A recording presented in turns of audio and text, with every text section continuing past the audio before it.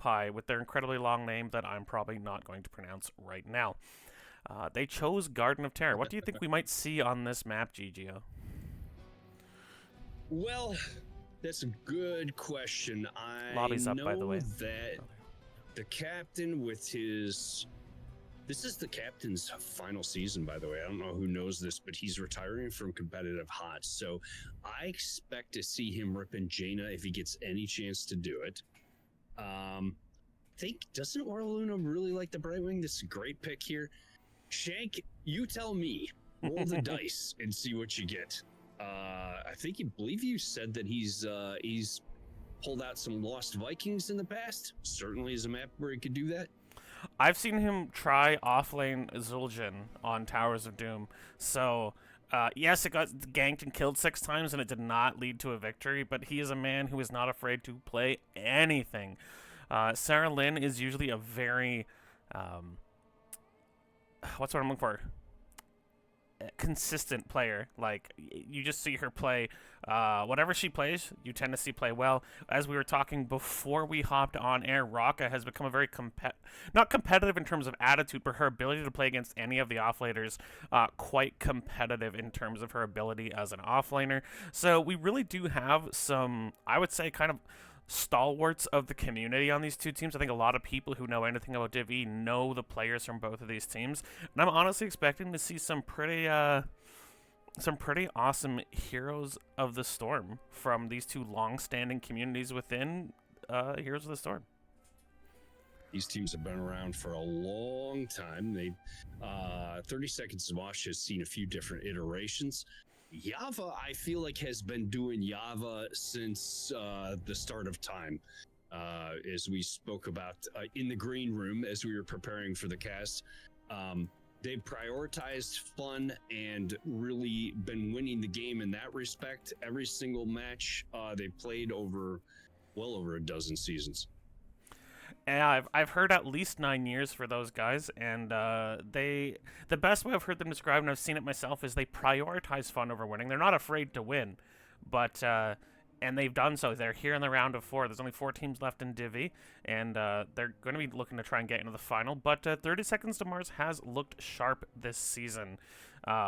Any team can win, but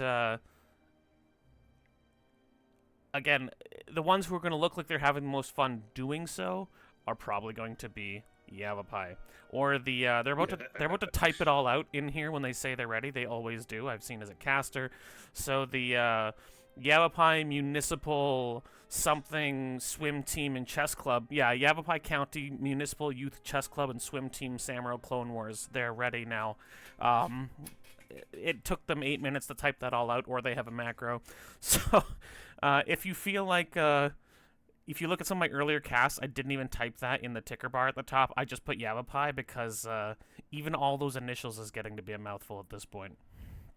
You're better than me. They'll always be Yava to me. So both teams have claimed that they're ready. So we should be looking to get into the draft soon. Now, I'm fairly confident that Born to Shine also likes to Brightwing. So I'm curious if that will become a contested pick. And Orluna, I do know she is a good Brightwing, but I've seen her pull out some interesting things too. And again, when you've been together this long, you know what your fail-safe picks are, but you also know what you can test out. You know what you can do to try and sorry, I was reading their chat there. Uh-oh. Andrade left, has to come back. Oh, we lost one. But they know what they can try to and rattle their opponents. Again, they're really not... 30 Seconds to Mosh are also fine picking kind of unusual picks, but it's the pure what the heck are we seeing that Yavapai specializes in. Always expect to see a ranged DPS in the offlane from Shank unless he's feeling really spicy. Like we said, there's Vikings in his past that they played against my team, and he was impressively good at taking control of them. So... And yeah, I think Yava could consider next season. They change the end of their name every season. I submit for their consideration to have the end of their name next season be Meta Shmeta, because that's really how they feel about the game. It is true. They're trying to see. It sounds like someone's got a broken game, so they're trying to figure that out so that we don't end up with issues in game. But our Luna gets to crochet, and that makes her happy. Caster's worst nightmare. You have a delay before anything started, so you can't talk about the last game. I mean, now is better because I can kind of, we can vamp a little bit now and so on and so forth. Vamping's my strong point. It's being smart that's the hard part. But that's what we've got Geo here for today, is to be... He's the brain and I'm the mouth, and that's how things will go. So darn it, I thought I was the looks dumpster. Gosh darn it. You definitely have the voice for radio, but I can't speak to the looks yet. Listen, let me tell you about the months and weeks that I have spent tuning the mic to make me sound this way. Trust me, there's nothing technology can't do these days. So I now have the chat open for NGS to chat, so I will try to interact with you guys, of course, with the 30-second delay. Joselle, 30 Seconds to Mars will be Rocca's team. So we're going to see. People are complaining about the small indie company that runs this game, which is probably why it's been dead for 7 years. But we will see. Rocca was trying to set the title, but apparently Nightbot was unable to do that because it hates Rocca. That's rude. It's very rude, Nightbot. You should pull up your socks. The HOTS team would form a union, but it's one guy. I love these guys chat in between too. Like, there's no tension here. There's no like, we gotta be silent or we gotta look to try to find some advantage. Nah, these guys are just crap talking, and I love it. It reminds me honestly of when we cast heroic games, and the guys are literally just firing crap talk back and forth. To me, that's what I always hope it'll be. That's the best of NGS when you see that kind of stuff. Everybody's just having a good time. Yeah, and when the community is small, people know each other, so it's cool when they can treat each other with respect. Yeah. If there's an advantage to the community shrinking, that is it. Familiarity. But that being said, we want to keep growing. We are ready for the draft. Game 1 of the Bo5 between 30 Seconds to Mosh and Yavapai is starting in draft right now. So, 30 Seconds to Mosh is the home team, and they selected first pick, which means they will also get first ban. So this map choice was Yavapai's choice. So there's either something about the first pick or the first 3 before the second ban phase that is attractive to our upper seed team. Prosman Pat saying Gio's the rudest and coolest in lobby chat. Well, I feel like that's an either or, but apparently Prosman knows Gio well enough to say it is both. So the first ban is taking some time. They're really considering what they want to get rid of here. And again, it's hard to know what you want to ban because meta picks aren't necessarily going to hinder this Yavapai team. Wait, how can you ban out Shank? Yeah, it doesn't happen. So we do see the Lunar come out. On the flip side, Yava ready immediately with the Stukov ban going, this is the most annoying Russian in the world, and that's really something with how Putin's been behaving, so... I was going to ask you about Sam, if Shank whips the Sam out. I think that's worth banning on this map. It can be everywhere at once. Yeah, I've seen, like, I know Peldor's Sam is disgusting on this map. I know that there's a number of people who can play Sam effectively, and if I had to guess there was a person who played an annoying Sam, Shank would be on that list. Leo comes out, excellent double soaker. He's really strong dropping in tombs in the narrow choke points of this map. I'm surprised we haven't seen a Dahaka ban, though. He's got an incredible amount of power in this map, lots of speed rushes from bushes, and he's still up. But they know Shank won't pick it. Shank never picks it. So they will probably... You can't go 1-3-1. You can have one of your other players take the Dahaka, and you can double Bruiser. But that doesn't seem to be their style. And they do sometimes. Sarah Lynn has often played Artanis in the 4-man with this team, but Johanna will be the prio pick here. She's a tank that fits into any composition, I would say, which means they haven't given away what they'd like to do, but that does give the Brightwing and the Stitches over to Yavapai, and that means that Born to Shine is going to have to pick a different healer. Not that she's bad at other healers, but we know that little fruit fly is one of her favorites. Anduin would be a strong pick with that Stitches coming out. Absolutely. Rocka's Blazes look really good, and you have called it. Anduin is taken by Born to Shine, and that pull is going to be integral to keeping people survivable. But again, Blaze is one of the best in slots, so is Anduin and Johanna. They really haven't given away their plan for this map. Now, characters who can clear quickly, like a Greymane, like a Malthael, characters that can either solo clear or clear very quickly should be important on this map. It has more camps than any other map in the map pool, and I wonder if that is what we will see from the next few picks from these teams. Chromie will be removed, and as a great goalkeeper, that's an awesome choice. You think about Ragnaros on this map, where he can, anytime you're getting busy with other things, can send a lava wave down, can pretty easily clear the objective with the trait. Absolutely, and this is a map where you can kind of run like a Rag Naz combo, let Rag delay the game out, and let Naz turn into just an absolutely disgusting damage and siege character. We will see the hammer ban, and it is something Shank can get very annoying on. So again, that is a very clever ban. Even though Shank is kind of the last pick, getting rid of some of the things that could really give them more space or more win conditions, that's a great ban from 30 seconds to Mosh. Wouldn't mind seeing Shank on Raynor here. Gul'dan Vala are an amazing combo. You get great wave clear, great team fight, good camp clear. There's not really anything that combination can't do. They don't like being jumped on, but the Brightwing AoE cleanse and Stitch's ability somewhat to peel. Now, he's not the best peel tank by any stretch, but their ability to follow up on it with a Rain of Vengeance and horrify the enemy team away with good coordination, they can be very, very scary. By the way, 30 was the higher seats. They chose a first pick over map. That's right, they absolutely did. Yavapai picked the map. And so we see the Deathwing and the Jaina, but we see the Malthael. Shank playing an on-meta offlaner. Guys, everyone look outside to see if the sky is falling, because this is weird. I don't know what's happening. It's like plays a very strong Deathwing. And I talked to you about the Captain. No surprise to me that he's going to bring that Jaina while he can. Ride her off into the sunset. Very strong Jaina player. So these are our comps for game number 1. I have not yet, unlike our wonderful friend Toki, have not set it up to do bidding on who's going to win the games and whatnot, but hopefully in the off-season I learn a little bit more about this whole nonsense they call engagement. But we have game number 1 here, and tell you what, let's go back and forth and who introduces which team. But why don't you start with 30 seconds of Mosh? Geo, tell us who these guys are.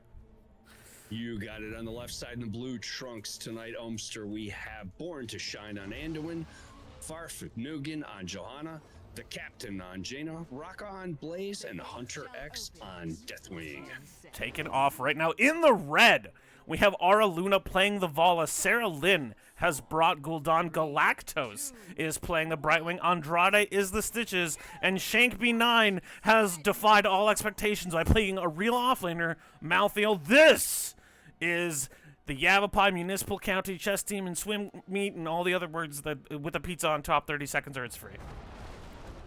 Anything can happen in the playoffs. And Shank goes straight to lane top to start things off. Does not want to party at mid. Now, again, he likes to play things that are annoying, and once the fights get later, Malthael can really make life annoying for the Dragon. There's a ton of damage coming out, and the first kill is going to be Mini Deathwing, Hunter X killing his baby, and that will be first blood going over to 30 seconds to Mosh. Dragon on dragon violence. So we see a number of, I like to look over at least the level 1s. We are going to see the even-handed blessings from Anduin, really improving his throughput when he's healing multiple people. With a thick front line, that actually can be super helpful. We've got the Zealous Glare Flashlight build, the Lingering Chill for Jaina, giving her a little more opportunity to stack that Frost block. We've got Adrenaline Stim Pack for Rocka, that's pretty ordinary, and it will be Hunter, actually, laning in the offlane at the moment with Rocka at bottom. And we have Molten Blood, which is, again, considered the standard Deathwing 1. We also have Patchwork Creation for the Stitches, looking for more, but we're not, even with all the camps on this map, not going with the orb build. On a Pale Horse for the Double Soak for Mouth. Pursuit of Flame, the Fell Flame build, the Puncturing Arrow, so stacking those Qs for Vala, and of course, the Hyper Shift for Brightwing, which is considered fairly standard unless you have Brightwing who really wants to go into the Critterized build. But again, with two very healthy tanks, going full on into Polymorph can seem like a bit of a missed opportunity. Mr. Shank went right away and took that top camp. You know, on paper, this matchup very much favors Malthael. So I think sacrificing a little bit of wave XP to go and get that camp and push in against someone that you can just constantly drain percent health from with that big health bar, not such a bad decision. And Malthael really struggling against heroes that can either do big damage or have a lot of CC. That is not Deathwing shtick. And so this is going to make life tougher for Hunter X. It's also going to give them a little bit more map priority. Now, the downside is they took it so early that it won't give them pressure while the seed is up. It was cleared fairly quickly, so a good response from 30 seconds to Mosh, but it is on the Yavapai side of the map, meaning they should have an advantage here. Now, granted, you take damage from these little stinkers. Rocka is looking just to cast the Twin Flames in there. Sarah Lynn still capping away. Andrade trying to peel another was it Twin Streams? Flame Stream in there. We do see a fight coming out. It's a 4v4 as Hunter X and Shinx are still in the mid lane. Not Shank, Shank. Good gravy. This isn't a Pokemon. And the camp is still going here. So we have a 4v4 here. The ice. Oh, there's a good stun from Rocka, but there's no opportunity for follow-up. Johanna here now trying to find things out, but Rocka's going to take a lot of damage. I'm getting slurped. A great pull there from Born to Shine will keep Rocka alive for now, down to 400 hit points. Sarah Lynn is still looking, and the blind from Farfet Nugan will keep them from capping for now, but I think at this point they're just delaying it, giving themselves more time on the next one. That will slow Shank. But again, these Siege Giants are starting to get value in the mid lane. Yeah, two camps pushing during this. Blue top, red mid. Malthael came down early, and that gave Yava an early, advantage into this fight. But my gosh, Andrade takes a lot of damage, and Galactus, a fantastic censure from Born to Shine. That's going to lock them down, and Galactos and the Stitches are dead. And that means after a ton of patience, 30 seconds to Mosh will get 2 more kills and the first seed. And with the next one spawning very likely either neutral or on their side, they've given themselves a huge advantage. Now, they've lost a good chunk, but in the top, one turret's down and the other one is a sneeze away from dead. It needs at least a new paint job. And there's no Abathur here, and no other hunters any longer have the mule. Oh, look at that gank, Gumster. Shank has come up, but it looks like Farfet Nugan captured hero. A great stun, fantastic stun there from the Earthshaker. We do have Galactos in and the Great. Now, they do finish off the wall, but a fantastic Hyper Shift and the cleanse there from the Brightwing. This Soothing Mist will keep the Malthael alive for now. Good save by Brightwing. You like this timing on the camp bot this time. Yava has timed it along with that objective. So that gives them some value probably during the fight over this objective. Absolutely, and with Stitches making sure that there's no wave here to cause significant delays, their wave is healthier. He's not pushing it fully out. He's making sure he has time to rotate and that he's got a building wave coming in. That should really punish this bottom gate. In the top, though, the priority does go over, and they're not really able to set up in time.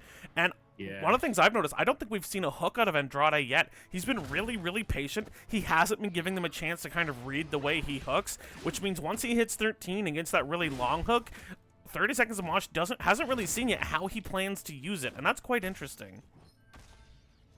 Yeah, and you're going to have the poly from Brightwing off the hook. So that gives you a good couple seconds for Vala and Gul'dan to just dump everything on it. And I suspect we see the Rain of Vengeance come out from the Vala as well, which should also be an excellent follow-up after the poly. So the tanks are busy having a wet noodle fight in the mid lane here, just giving each other, nice little back rub, that flail, kind of like a back scratcher for Stitches, not much more. And again, perfect camp timing. Well, a little bit early, but they're going to gank onto Hunter X here. 10s are out for our top seed here, but red is following behind. It should be about 10 seconds or so. Nope, not even that long. So we do have Light Bomb, Water Ellie, Bunker Drop, Bellowing Roar, and I suspect we will see the Blessed Shield. It is not Gorge. We will see a Putrid Bile. So looking to create more disruption than kidnapping. We have the last rites, the Horrified. Blink heal. Bot. And they will catch Shanks. The Horrify will come out, but it's a bit too late. Oh, they catch two here. Born to Shine is going to go. Oh, will come the Light Bomb. It's on Farfoot and Nugan, which means it does not get wasted. But in comes Galactos on that. Takes so much damage, though. And there is the Bellowing Roar. Andrade is incredibly low, but the Bile, he's just tooting everywhere.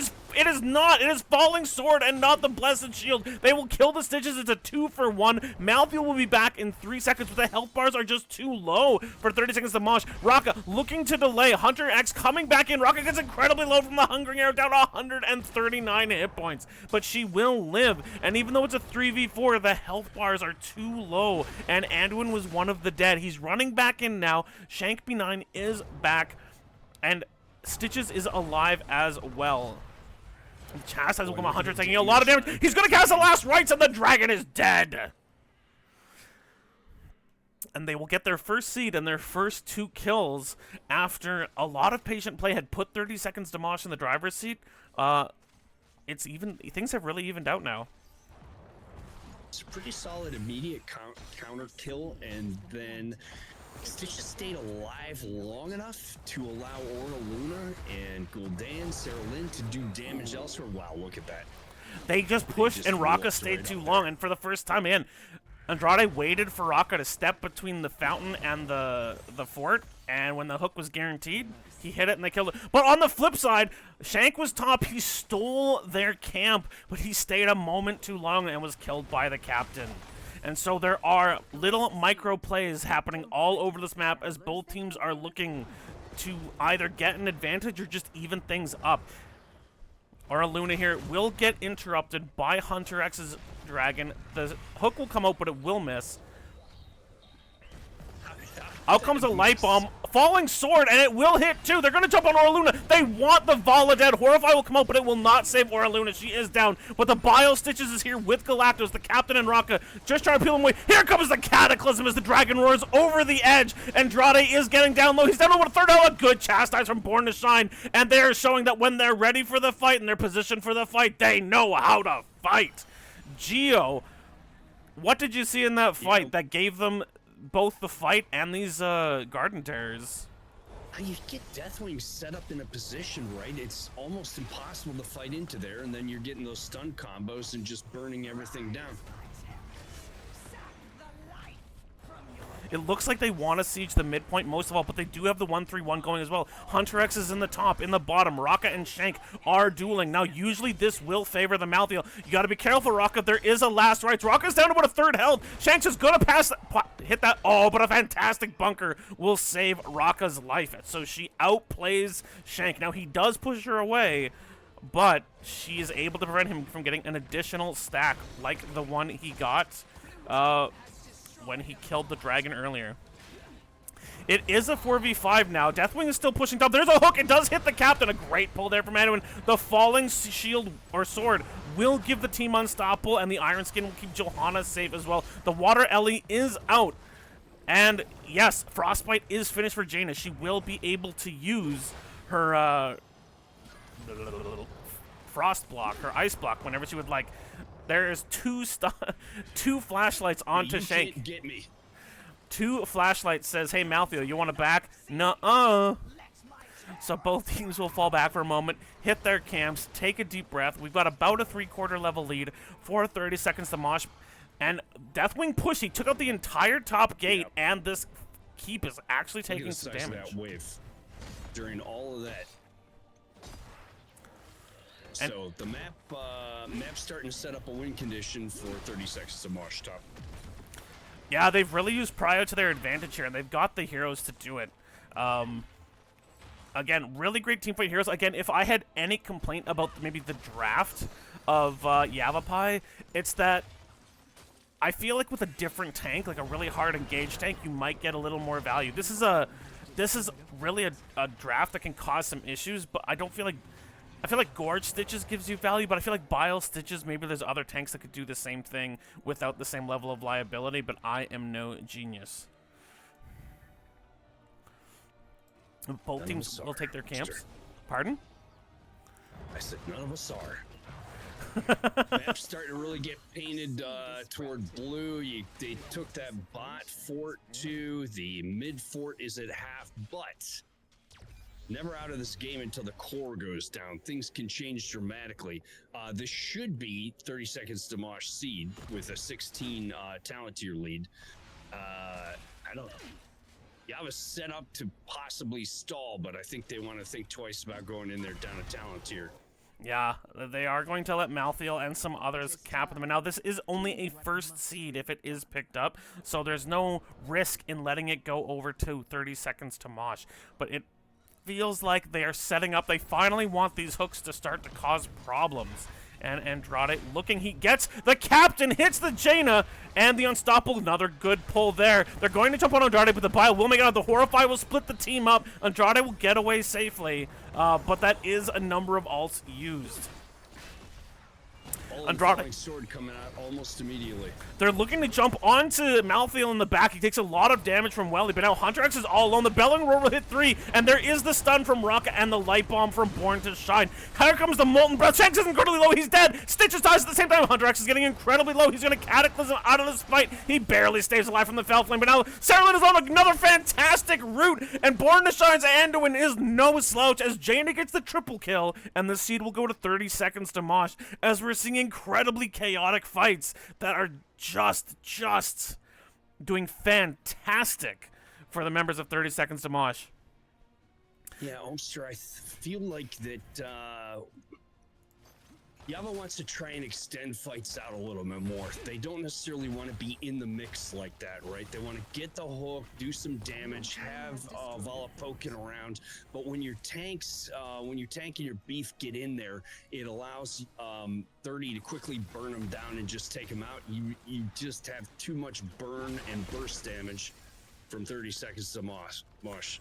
Yeah, the sustained damage they have with a Gul'dan Vala is fantastic, but Jaina and Johanna and Blaze, they excel in the quick fights. And yeah, if you can't drag out a fight, if you can't use your Stitches Bile to make a fight last 10, 15, 20 seconds longer than your opponent wants, it is going to be a struggle. So the captain is enjoying himself on this Jaina farewell tour. The hook is just going to miss the Blaze on that hook, and it is a full level lead now.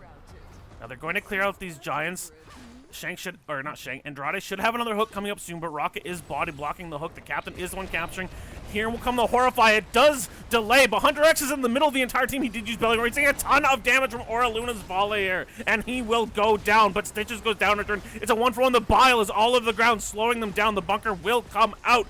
And there are 3 people in the bunker. The Falling Sword comes out. They're going to jump on Shank. He's sucking a lot of health out, but he is still alive. And now it is just the healer and both TPS, but they are starting to do a ton of damage because this fight was not over quickly. Farfanugan is about to go down. Rocka does go down, and it ends up being a 2 for 3. After an early 2 kills, these 3 on Yavapai did manage to find some value, but on the other hand, there is a Siege Giant slamming boulders into their mid-gate, and even this win is costing them because the map prio is still on the side of 30 Seconds to Mosh. Sir, the difference I saw there is that Vala and Malthael coordinated and were able to burn down Deathwing very, very quickly. Vala's getting to a point where I think she's stacked up a little bit. They were really bringing some damage. They burned Deathwing down, and that turned the fight. Yeah, they lost Malthael. They lost Stitches, but once Vala gets to just start teeing off on folks, she's pretty hard to 1v1 against at this point. Absolutely. So thanks for the note, Peldor, that Gio's voice sounded quite a bit quieter. I have turned him up both in Discord and in on OBS. If it's still an issue, please let me know. And we'll make sure you guys can hear Gio as well, because not only does he have great insight, but a fantastic voice. So, it is 2 seeds to 1. The seed is spawning in 19 seconds, and all these outside forts could become casualties with a 1 fight in a 3rd seed for Yavapai. So this game is still anyone's, although 20s will be in very shortly for our blue team, and with those, that's going to be something that Yavapai has to be careful about. You do not want to fight into the 20s unless you have a huge advantage. So we do see the censure from Anduin, Wintermute, Burn Notice, so not the upgraded bunker, and Arrival of a God from Deathwing. John Hunt is yet to, she's chosen Blinded by Light, so not indestructible. She's going for the big team shield. They're going to be aggressive here, baiting Yavapai. Come fight us. You're not 20 and we are. Come get it. Are you willing to fight over us getting a 2nd seed? They're thinking about it. They're doing the delays. But oh no, Sarah Lynn gets caught. She's going to take a ton of damage, and she will go down. Galactus trying to save them, but a great stun from Rocket means that is a dead Brightwing as well. A ton of damage on Undra. They have so many stuns. The Bellowing Roar will miss as the bile comes out, but they lose 2 for nothing, and there wasn't really a reason to fight over that. I get wanting to maintain pressure on your opponent, but fighting them over their 2nd seed had very little value, and now they have to play patiently for another 35 seconds. You're down 20s, go top, take a fort, even it up, be on the opposite side of the map from them, go as far as you can push top while they're getting that objective, and then look to back and defend your keep. Don't try and take a fight down 20 if you don't absolutely have to. If that had been the 3rd seed, I would 100% understand, but it just seems like it was a little bit of an antsy play there from Yavapai. Yep, we're not in game-ending territory, so you don't want to give them kills. 20s are here from both sides. We do have Gift of the Embalmer from the Stitches here, so 100% more damage on the bile. We've got Angel of Death, so the Last Rites upgrade. Demonic Circle Gul'dan, Farflight Quiver from Vala as per usual, and Fairy Protector. Now, one thing that I'm just noticing now that 30 seconds the Mosh has been amazing at, only 21 stacks of Hungering Arrows on this Vala. She has not got the stack going. A good Unstoppable there from Shank means that he does not get caught by the Condemn from Joe. This next seed is incredibly important. This next seed and fight is probably game-ending. One way or the other, Gio. It would be a tough defense for Yava. Here comes the Cataclysm. It's over the wall. Shank takes a lot of damage. Andrade, he's going to pop the bile. It does more damage. He's going to Galactus with a fantastic warp in, though. Will be able to jump away, but Shank and Andrade take so much damage, they will go down. Shank trying to run away. It only has about 400 health. The Captain is catching this, but now Raka, yes, Raka and the tank, Farfetnugan, are all alone against the DPS here. They're trying to chase Shank. Shank is not going to lose to a Deathwing all by himself, and they've really split this fight up, but that means they will make it a 2-for-1. No, Shank will die to the Captain. They're waiting to see what they can do. He's getting buyback, isn't he? Oh no, they've got no. Farfetnugan, fantastic Iron Skin means he's going to live. Oraluna trying to see. That's a fantastic Blinded by the Light Shield from Farfetnugan. Oraluna taking a lot of damage. The Chastise will come out. It will hit no one as both these teams are dancing around. But there are minions on the core. This is a time for minions. They don't have to win the game on 30 seconds to Mosh. They don't have to win the fight. They just have to cause a distraction, and it was enough for Sarah Lynn to get picked. Stitches is back, but there's a huge wave on top keep. There is a huge wave coming into mid keep, and now the Garden Terrors are here. Gul'dan is dead for 50 more seconds. This is going to be a desperate defense from Yavapai right now. Yeah, they have Vala for now, but Olmster, it's not looking terrific. There's Vala, and probably with that go any prayer you had to try and defend this, and I would say that is a GG well played to both teams, and game 1 to 30 seconds to Mosh. We do seem the core getting attacked. They're looking to maybe finish off the Stitches one more time. Galactus takes a lot of damage with the Garden Terror, is going to punch this Dragon Core to death. 1-0, 30 seconds to Mosh. As Gio said, GG.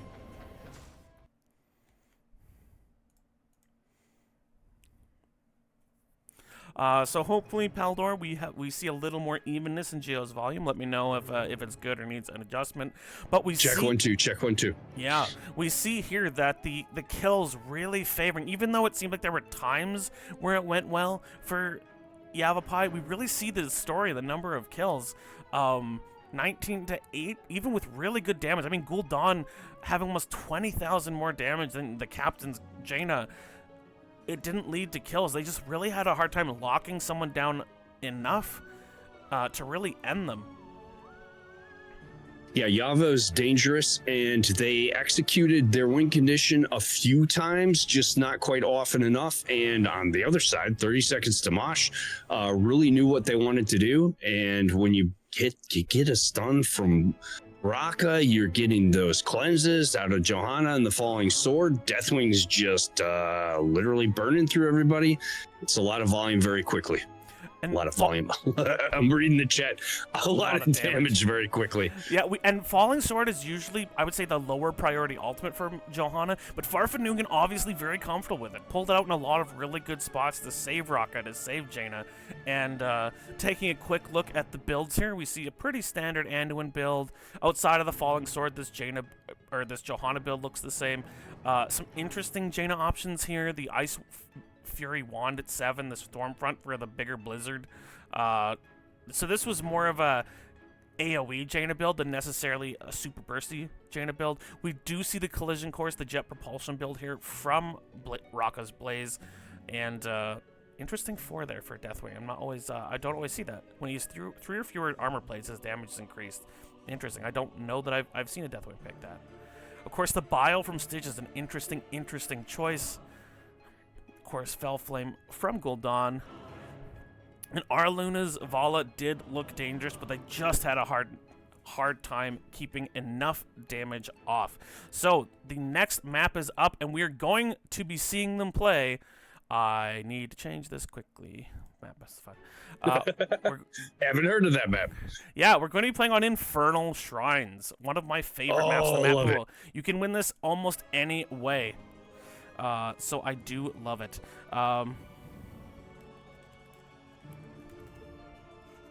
That map does offer a lot of variety. So 30 seconds to mop. The 30 seconds to Mosh pick the map, which means first pick will be going over to the Yavapai County Municipal Chess Club and Swim Team, Samurai of the Clone Wars. Now listed on the TSX.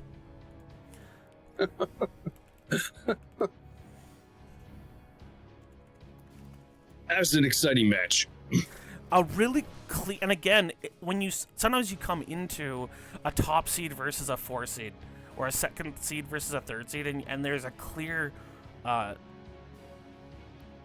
execution difference between them. That is not the case here. Yes, the execution from 30 seconds to Mosh was clean.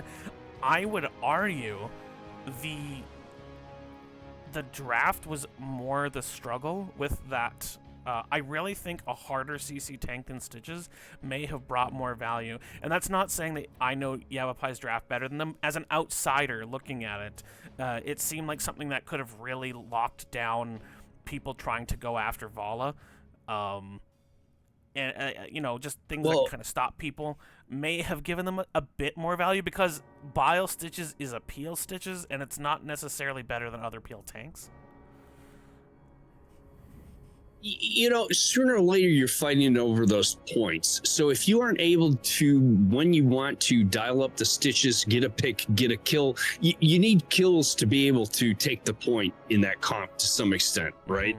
Mm-hmm. Stitches not ideal for dragging those fights out, like we talked about the sustain. With the dragon is set up, you don't necessarily have a range advantage. I'm no expert. I just think that for that map, it might have made things a little bit harder than if you had something like maybe a Muradin. Muradin can party in there all day, walk away, heal back up, and get back in there and do it again.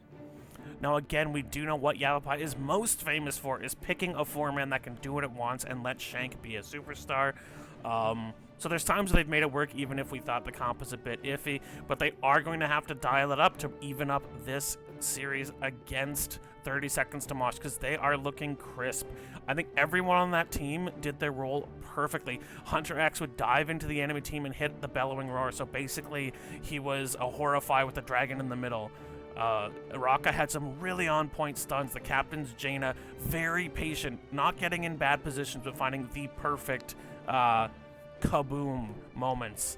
And of course that Johanna, I don't even know if that Johanna died. Like, Farfetch'd Nugan was so clean with his falling swords, with his iron skins. So yeah, 30 seconds of Mosh is looking good, and Yavapai's going to have to raise their level if they want to make this a 4 or 5 game series. Let's see it.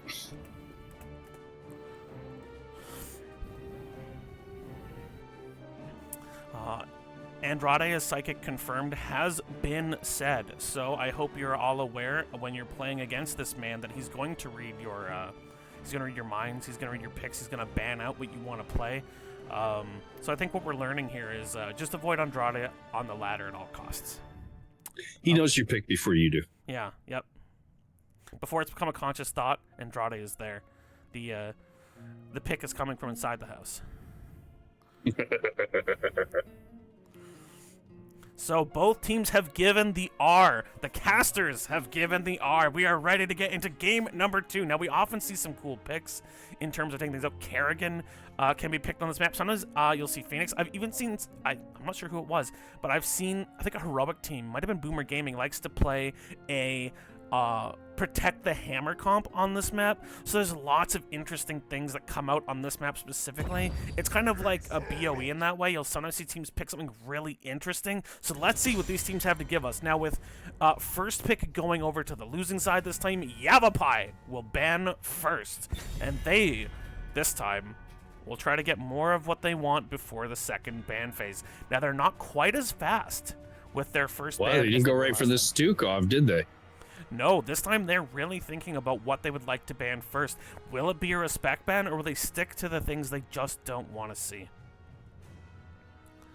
And again, did you see anything from that last game that you would say Yava's just got to get rid of? I thought everything was solid and there was nothing in particular, though we tend to skew toward just getting rid of the Anduin because the poll is so annoying. I thought Born to Shine's Anduin was on point. It was really, really good. But I wonder if they're just talking draft strat, because they will, in fact, ban this Stukov again. I'm with you. I don't think there was anything that I went, that was like the player of the game. I also didn't see anything where I thought, yeah, I'd definitely give it back to them. I think everyone played their role well. I actually, strangely enough, would say, if you really want to maybe push something back, maybe take the Blaze out of Rocka's hands. It just did so many good things.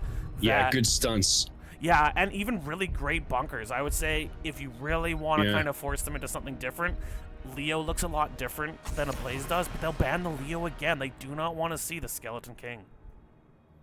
30 seconds self-bans the Johanna, which makes me wonder if they're looking at the Vala this time. You know, I don't know, though, because Yava does have first pick. A lot of times teams will first pick it. Typically, you're getting rid of the Joe because you want to do something that's focused on your DPS, right? Yeah, and I think they just don't want to see Andrade on Joe, so they first picked it last time. Now they're banning it, so it can't go over. They will ban the hammer again. That's a good point. I do want to make a quick note. If I have any watchers who are watching on my homepage and chatting, I only have one monitor, so I'm looking at chat on my phone. If you want to be part of the conversation, jump onto NGS 2 as the Nexus Gaming Series 2 channel. That is the chat I am looking at right now. So if you want to be part of the conversation and you feel like I'm ignoring you because you're on Ohmster, hop over to Nexus Gaming Series 2. Thank you. Galactos will grab that Brightwing again. I thought he had some really good hyper shifts and some fantastic soothing mists in there, but there were times where he got into a lot of danger trying to save Andrade. So double-edged sword, the Fruit Fly. That's the Brightwing text. Will there's the Anduin again. Lock in the Anduin, and that makes sense because now there's a ban phase in between here. Anduin Garrosh can be a terrifying composition to play against. The Chastise right after the flip can lead to someone absolutely dying, and Brightwing does not want to go in because it's probably close to or under towers. So a lot of presence coming out from the first two picks, although it does tell us kind of what direction they'd like their draft to go on the side of 30 seconds. Murden and Tassadar come out. Really good picks for this map. Murden gives you amazing opportunities to gank, fantastic opportunities to disrupt, and Tassadar's good at pushing out waves and clearing out shrine minions. Big fan of the Tassadar. Tassadar's good at almost everything. You're a little bit vulnerable when you're casting. You're kind of a turret, but the range, the damage, very few heroes can do what he does. And you know what? If Garrosh hits the Indomitable button, he can't Indomitable his way through a wall. So it does give you at least one option when the Orc Wharf Chief is looking at you and screaming, "For the Horde!" in your face. Samuro will be banned out again. They do not want to see the Shank Samuro on these huge 3-lane maps, which is interesting because they're the ones who banned out the 2-lane maps. So they actually position themselves to have to deal with weird Shank global picks. They will get the next 2 picks, though. Deathwing will not be one of them. That doesn't surprise me. That doesn't surprise me. He turned a couple of fights. I would have not been surprised by that, or you said the Blaze, an excellent point on the bunkers too. That's another thing that you win a fight and then all of a sudden you didn't win it. But Raka doesn't even want it. She wants to bring the Sonya. I'm seeing a far more aggressive draft coming out so far. Like when you replace Joe with Garrosh and Blaze with Sonya, what you're saying is we want that booty. Lunara, an interesting pick because 2 very aggressive might be a characters steal with a kind of a slower. Yeah, I think Shank has and will play Lunara in the offlane. But now I'm expecting Captain to bring something that brings the early game damage because Sonya, Garrosh in the early game bring a lot of aggression without an early game DPS that can apply some pressure. That's a lot of damage on your front line that Anduin has to deal with. We will see D.Va and Phoenix come out, and we have seen this on this map from these players. Now, I do wonder if Aura will switch with Sarah Lynn, or if Sarah Lynn is a D.Va player, or usually it's Aura Luna playing the Bruiser. But again, these are people who... This is a team that likes to play things that they have fun on. And they're not going to stop just because they're down 1-0. Yeah, the Phoenix is something that Shank definitely loves to play that style in the off lane. Very survivable. Of course, you're sacrificing some beef when you have the 5-man, but hey, we got Sarah Lynn on D.Va, right? So you haven't lost anything there, and Shank gets to flex on what he enjoys. That puts and Tychus, how about that? That brings the pressure I was talking about. That is exactly what you want to make Muradin go from. I'm hopping in here to I wish I'd saved Dwarf Toss. And the D.Va gives Tassadar the kind of space that he really wants. Between wall and boosters, this Tassadar should never feel like he should never be the little Simpson boy sitting at the back of the bus going, I'm in danger. You know, the damage reduction, though, by D.Va could be really impactful for Tychus and or Lunara, depending on where they're positioned. They should be spread out, but D.Va could drop a lot of that damage at key moments. Well, and I've seen Shank loves to bring, now I've seen him on Towers of Doom do this, he loves to bring a Phoenix flank, which really, really forces you to think about damage coming from 2 directions. And most teams, I will say at a Div E level, there was a couple of times where there were successful fights from Yavapai because they forced the fight to be split in 2 directions. And Shanks' Phoenix is very capable of doing this. Now, I will introduce 30 seconds to Mosh. This we've got Hunter X on the Lunara. Born to Shine is on the Shrines, bringing Anduin. We've got Raka on the Sonya, Farfanugan on the Garrosh, and the Captain plays Tychus. Gio, tell Red Team what they've won. On the right side in the red trunks, we have Aura Luna on Tassadar, on Dreddy, on Muradin, Shank B9 on Phoenix, Galactos on Brightwing, and Serlin on D.Va. They are Shank. A really long name. Shank once again already set up top, and Raka this time just goes right up there and counters. And again, most melee offlaners, as an offlane main, do not love playing the ranged laners. It makes it very easy for them to put pressure on you. It makes it easy for them to put free damage on you while you walk toward them. And when it's played well, and let me tell you, every ranged DPS Shank plays is played well, he can kind of force you into a defensive position, even on an aggressive character. Now, we're seeing some interesting position in the bot lane here. They came around the safe way. Oh! Yavapai thinks they're doing their side, but they're in fact doing the bottom camp. Some very clever macro movement from 30 seconds to Mosh, allowing them to take both camps. Very intelligently played there. Raka going right away for this camp. So they must have discussed that the 4-man would come up and take... No, they're just going to let some of this experience downgrade, but Farfanugan will show up for it. Now, the interesting thing about a camp this early, youngster, I'm not sure that gets them an XP lead. If you noticed, Yava's clearing much faster, and they have an XP lead, despite the fact that 30 got 2 camps. So a good idea in theory, but it did in fact end up costing them, as opposed to, and it didn't get any siege damage either. So again, clever idea, but perhaps in practice did not work as well as it would in theory. So we do have the even-handed blessings from the Anduin. We've got unrivaled strength from Garrosh, dash from the Tychus, which is interesting. That's not usually the one I expect to see on him. We do have tough as nails from Sonya and Sentinel Wisp from Lunara, giving them more vision. We do have a static charge Shockray buildup from the Tassadar, great at wave clear with either Psystorm build or Shockray build. We have Third Wind Muradin, which will make him incredibly intimidating, as he can leave and come back about every 6 seconds or so. We've got Arsenal Synergy, which is after hitting 3 times the pew pew pew, his boom boom boom hits harder. We've got the Hyper Shift and the Full Metal. So D.Va has more self-healing and just more overall health. Both teams have gone for their Bruiser, but this slightly later Bruiser actually really works in Yavapai's favor, as it will be pushing while the Shrine is active, forcing Sonya to choose between clearing the camp or helping her 4-man. Shrine will activate, and it's going to be a frozen Shrine, one of the strongest in the early games that can root people and lock down buildings. Yeah, when those frozen are up, you want to try and prioritize that if you can. Yava is wisely leaving right wing to get the global advantage top while they get set up down here. So they're getting some XP while also trying to get caught up on clear. But 30's already halfway there. They pushed the camp all the way in as well, but the fight is looking stronger. And again, Brightwing is very strong, but pre-10, her healing is very slow. Some great work there by Sarah Lynn to slow down the trait of Tychus, but they're taking a ton of damage here. Shank B9 took a lot of damage and forced Hunter X away. Sarah Lynn will lose her mech here. There's Andrada using the Dwarf Toss to try and get out. He is going to let his health regenerate a bit here.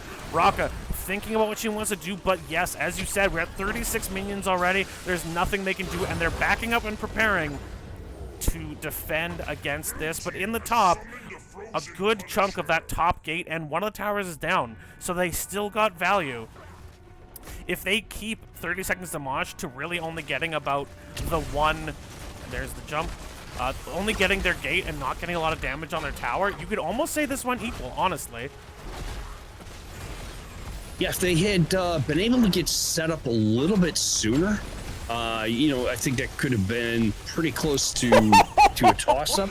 The 4-man stun, and they were just a little too close together. And that does mean they gave up more damage on this fort than was absolutely necessary. But you know what? Those are the sort of things Cyanide is looking for his clip channel for the playoffs. So you know what? If someone in the chat is clever at clips, that's the one you want, the 4-man Punisher stun.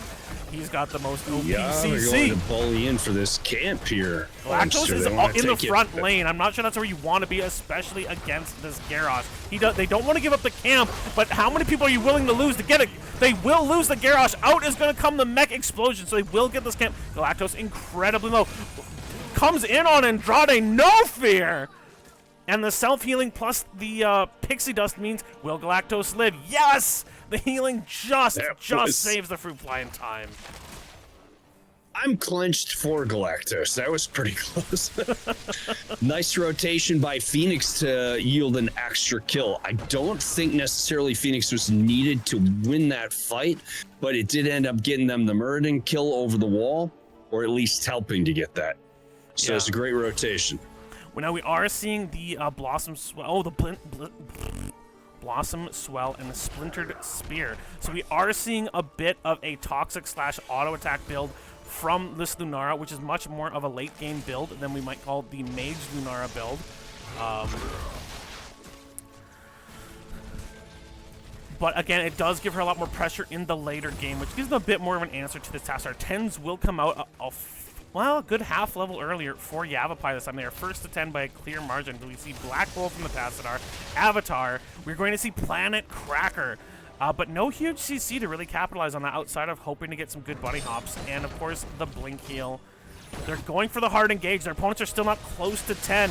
Now, Farfanugan does see this. Are they going to want to engage? Ooh, the captain, you're getting really close there. Out will come the Black Hole. That's going to hit too. The Planet Cracker comes out, does so much damage to Tychus. Andrade's going to try and chase, but no, he will back out before it comes a problem. Hunter X does hit 10 and puts a ton of damage on Galactus. Farfanugan pulled out by Born to Shine. And again, the entire thing they want to do here is cause problems pulling the fight apart, but Raka pulls the fight apart with that lead. Fantastic light bomb. That's going to be the end of Tassadar. That's the end of Murden. Sarah Lynn gets flipped in as a tiny South Korean girl. They give up the camp and they give up the experience lead. And now a shrine is going to be up. It will be a mortar shrine, probably the second strongest. And later in the game, it can be really nasty for Siege ability. But they're also going to give up their bruiser camp. So a huge backfire from Yavapai, looking to get some value, but stepping just a bit too far forward as we see Light Bomb, Decimate for Garrosh, Commandeer Odin, Leap, and Leaping Strike, many of those used in that successful turn for 30 seconds to Mosh. Yeah, I get the idea you have a 10 advantage. I understand wanting to press that advantage. I think the issue is when you don't get a quick kill, you probably just need to walk away and say it didn't happen. Because you've used your abilities, you've used your buttons, all of a sudden your opponent's got 10 and they have the full advantage. Now, Sonya was far away. We will see the teleport in for Galactus. Again, up by about half. That's a ton of damage. A great pull on Farfanu, and Andrade will follow it up, though. He's at 300 health. He does use the blood there. Oh, the Black Hole means Garrosh is guaranteed to die. Raka will use Leap, gets good stuns. The Spear is keeping her alive. Or Luna gets murdered. Galactus is low, gets murdered as well. Hunter X will go down. It's a 2 for 2. Shanks forced to teleport away with that warp jump. Andrade and Sarah Lynn, though, can still put plenty of pressure on, even against Tychus and his trait. There is the lockdown in terms of damage reduction. So it's 20 to 11 at the moment. It is still 3 for 3. Garrosh will be back shortly, but the quickest one back will be the Brightwing here. Andrade getting incredibly low to the captain's Tychus. Sarah Lynn forced to back off. Not particularly close to having another mech explosion. But Galactus is back now. It is a 4v3. Farfanu just coming in. Commandeer Odin will come in, and Blue still has a very good advantage on Germany. The flip on Galactus. He will blink heal away. Andrade getting low to Raka Sonya. Out will come the Shock Ray. But it is 37 to 21, and once again, by focusing on the team fight, by focusing on the brawling, out comes a big Planet Cracker. Farfanugan manages away. By focusing on the brawl and not focusing on the minions, Yavapai has once again given away a Punisher, who will now come in and punch his way in towards the Burning Hells and their sexy black and red buildings. That Commandeer Odin really made the difference at the end there, I think. He still had a chance. Maybe if you're Yavapai, Commandeer Odin comes out and just sort of erases that. Good clear, though. They cleared that Punisher fast. almost instantly this time. He lost a wall, I don't know, 25%, 30%. Quite clean. And once again, It's a lot easier when they're not a frozen. Sorry. I was going to say, once again, they rotate immediately to this bottom camp. This time it looks like the invasion will not be chosen by Yavapai. And again, they're trying to split these fights up, and they're doing a good job of it, but their sustain doesn't seem to stick as long. Shank has to be really careful. Once he starts to get low, there's so many tools on the side of 30 seconds to Mosh that can punish him for sticking around too long. Yeah, if you look at everything, the XP is nearly even. Although there's damage to all of Yava's forts, they still have them.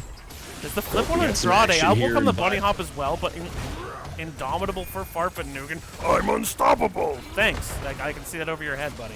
The Black Hole will come out. It splits the uprights. It's a good field goal. It's good, but unfortunately that means no kills. Rocket playing very safe, it's still anybody's match. Yeah, you're looking at top home stride. It's definitely Shank is just backing Raka up consistently here, and like you said, that's nothing on Raka. That's just that matchup. But you're right, this is anyone's match, and you look at like who's gonna scale better. Well, again, In the late game, Murden can basically duel any DPS in the game. If he's gone Skullcracker, which he has. Now they are doing a light bomb. It is going to be huge onto Sarah Lynn. The mech goes down. The South Korean girl goes down. And that's what happens when you think playing video games makes you good at Mortal Kombat. They executed that light bomb combo perfectly off the toss. That was absolutely incredibly perfect clean. Now, timing. if I was Rocka, I'd be careful. Your 4-man is down, and you know you push away. But no, it's going to be a safe play from Yavapai. Both teams going for their bruiser, and Sonya will be able to safely take this instead of giving up more hit points to Shank in the top lane. And now 30 seconds to Mosh is getting the catapult every other wave. They're getting some of that passive experience during the match. And so that's really a nice 16. pickup for them. Yep, and about a full level lead now. So we got greater spell shield as opposed to the cleanse on Lunara. That is interesting. With the rampage, the sizzling attacks. Now, Seasoned Soldier, I've been told by multiple higher level Garroshes, is a bit of a trap pick. It looks good when you're lower level, but they really feel like the other level 16s on Garrosh will bring you more value.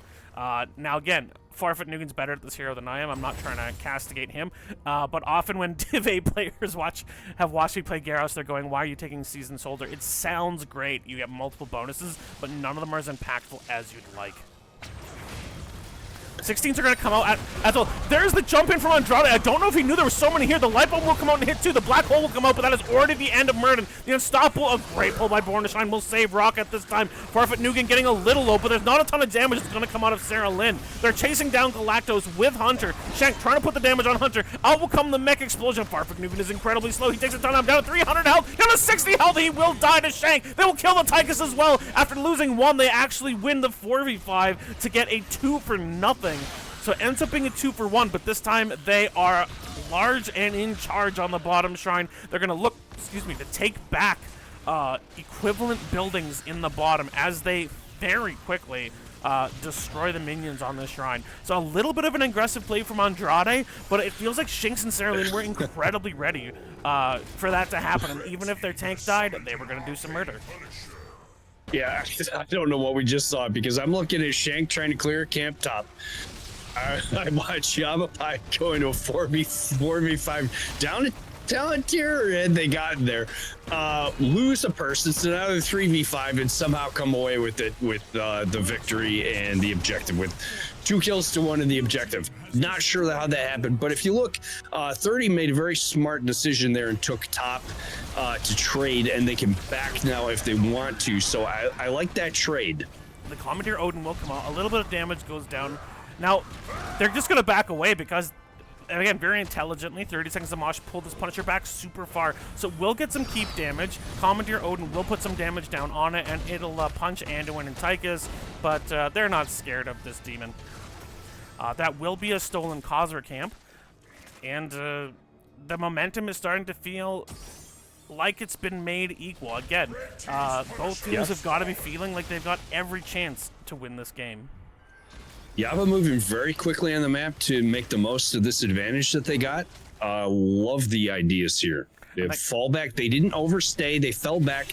They took all the available camps on the map. They're painting it red, and it gives Shank a chance to get caught up top. Again, you got those catapults every other wave, so you're going to get pushed back, and you need to make sure you're heading up there and clearing.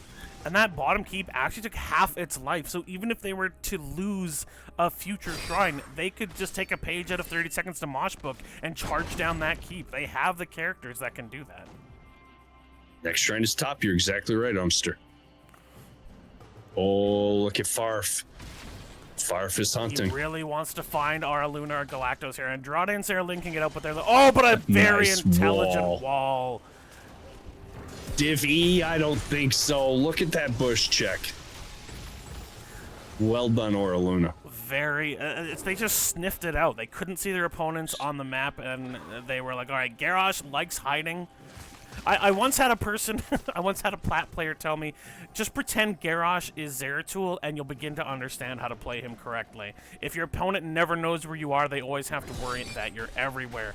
And Aura Luna sniffing that out, really well played. Probably prevented a 1 or 2 for nothing on that attempted gank from 30 seconds to Mosh. I don't think that's overstated. I agree with you. They would have gotten straight to 20. They probably could have pushed right in and taken the bot keep. So it's little things like that that make a huge difference throughout a match.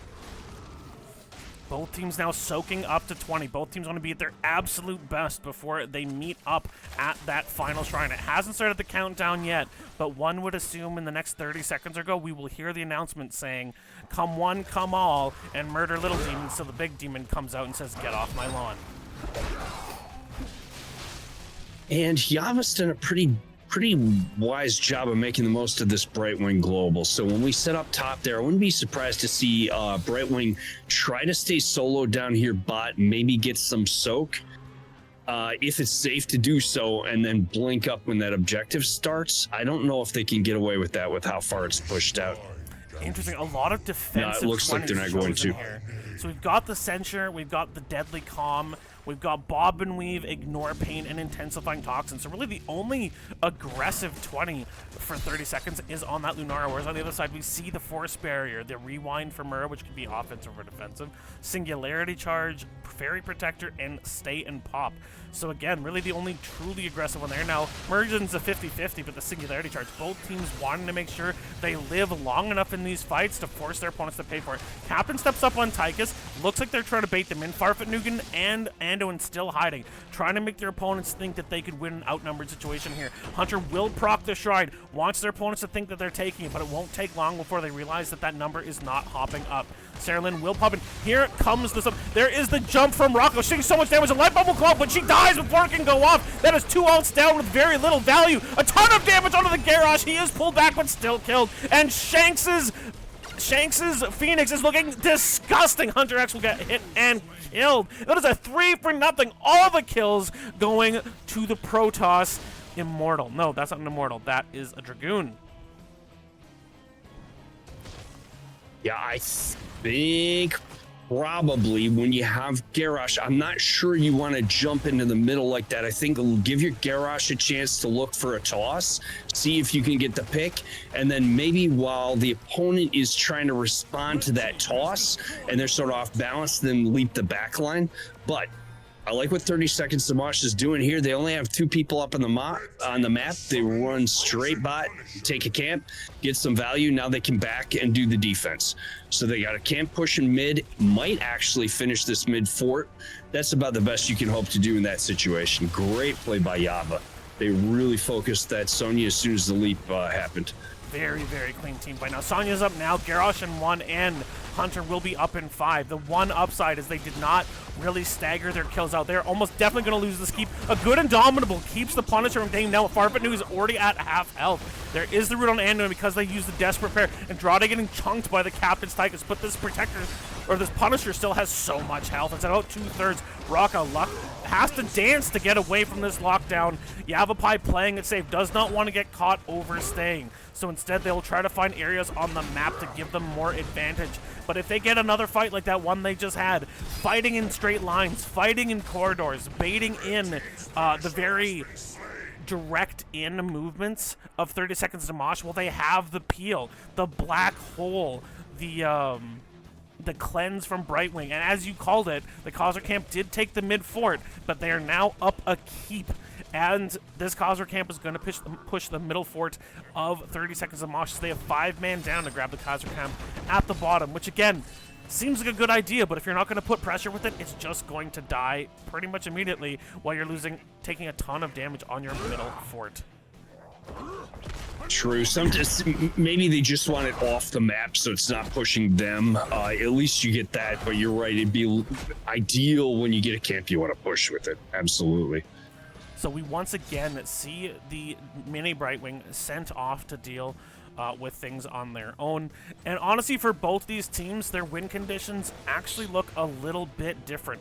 For Yavapai, it's actually going to look like patience right now. Let things build up, let that top lane become a problem because the next shrine is bottom. Force 30 Seconds to Mosh to have to choose between the shrine and this top lane push with a catapult every time.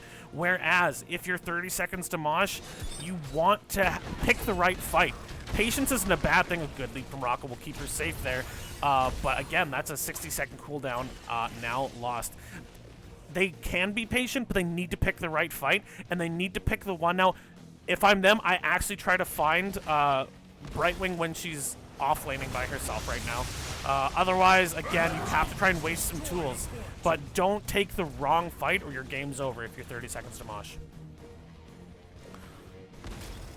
So 30 seconds to Mosh getting that top camp unfortunately loses their mid fort, which leaves them down in structures now. And they have double Cata pushing top. Single cat. They have an extra Cata pushing against them top. Even mid and bot. This game's just about as close as it could be, Omster. They're running a catapult deficit, Geo, but they are looking to fix that with corporate synergy. Easy for you to say. Took me 3 tries to get to it. They look like they're trying to find a bad rotation here, but Yavapai is being very safe with it. Araluna, though, is all alone. They'll flip in the Tassadar. It's all by itself, and that is the end of Tassadar. A very, very intelligent play, and that's exactly what they had to do. Pick the right fight or fight the right pick. Yeah. Yeah, absolutely. Now just get the objective, right? You have, I think a lot of teams don't do the stick and move, right? You get a kill and then you feel like you just have to chase after it. Sometimes it's best to get that kill, take a step back, take a breath, and go get the next best thing of value on the map, and that's what they're doing. But it's leaving top open, and they're going to have to keep an eye on that. I'd almost like to see them leave Raka, do a full back with the 4-man. They are pushing here. They want to force them back. They want to give Tassadar enough time to respawn. So I don't think they're actually serious about this. They just want to force some people back, and it works. In the meantime, the bottom lane is pushing with a 1 catapult here. It seems like a minion wave will take it out, but Hunter is going to help out with that to make sure it doesn't become a problem. But now it's a 4 versus 3 in the bottom. They've used this to get their advantage with the Arcane Punisher, and I will say an Arcane Punisher is a blessing for Yavapai. In the late game, it's probably the weakest one compared to Mortar and Frozen. And again, you either have to end the game or give up early with this Punisher if you're 30 seconds to Mosh, because a long delayed core siege means you're going to lose your core to win these.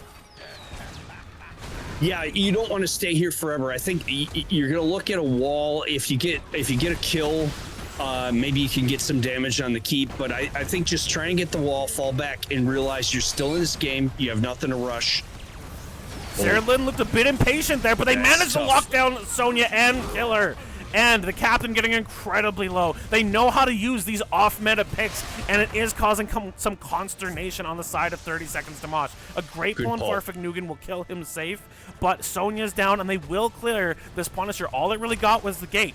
Will it jump onto Diva's mech and punch it in the face? Yes, but she knows a good mechanic, and it will be in shape in no time. So both teams will go surprised to see the teams trade camps. Yep. But again, there's a catapult and a full wave on their top, and once again, they're going to have to be considering who's taking lane. Now, Diva does get punched out of her mech. Now she's using her pew-pew to pew-pew the Punisher. Now, a little bit of siege damage will happen from these arcane lasers, but it's certainly not going to be anything particularly destructive. And again, both teams are going to have to be patient. Raka's back in 8. That Sonya has the ability to do things. At first, I thought Sarah Lynn was being a little too aggressive. She popped out. She had the pop and stop, the bunny hop, locking people down. But it seemed like her team wasn't following up, but it feels like it was a forced bait. Like, I know exactly how far the limits of my hero are.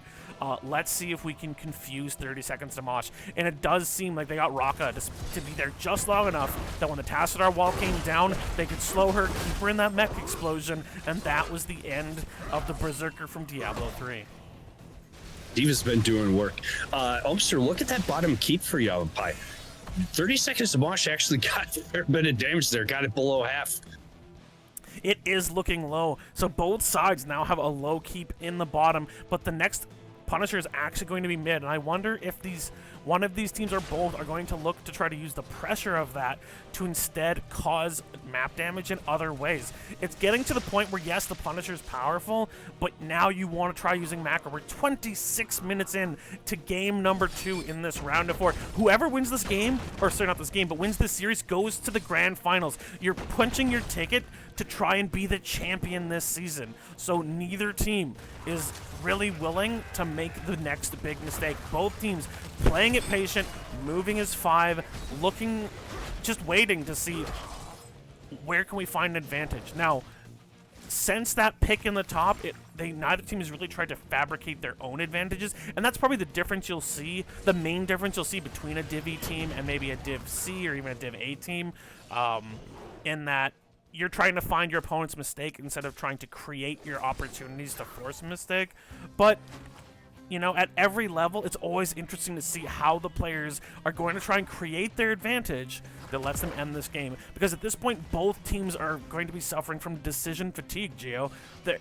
They're both so worried about making a mistake and about having the fight go wrong that they're also more prone to making a mistake. You're 27 minutes in, and the adrenaline is pumping.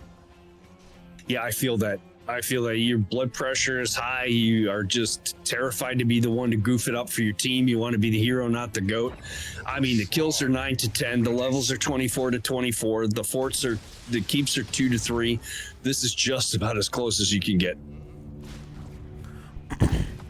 And you really don't want to go home tonight. Now, Homester. You don't want to go home tonight and say, I lost to the offlane Phoenix. I like this play to get the can push in bottom. Yeah, again, both teams looking to see what advancing can find. On the other hand, there's 3 catapults pushing top. This cannot be a long fight on this shrine. There are already 10 minions up, though. This is going incredibly quickly over to Yavapai, but there are 2 camps pushing, and they're looking to engage hard here. Commandeer Odin's popped. Raka's looking for the jump.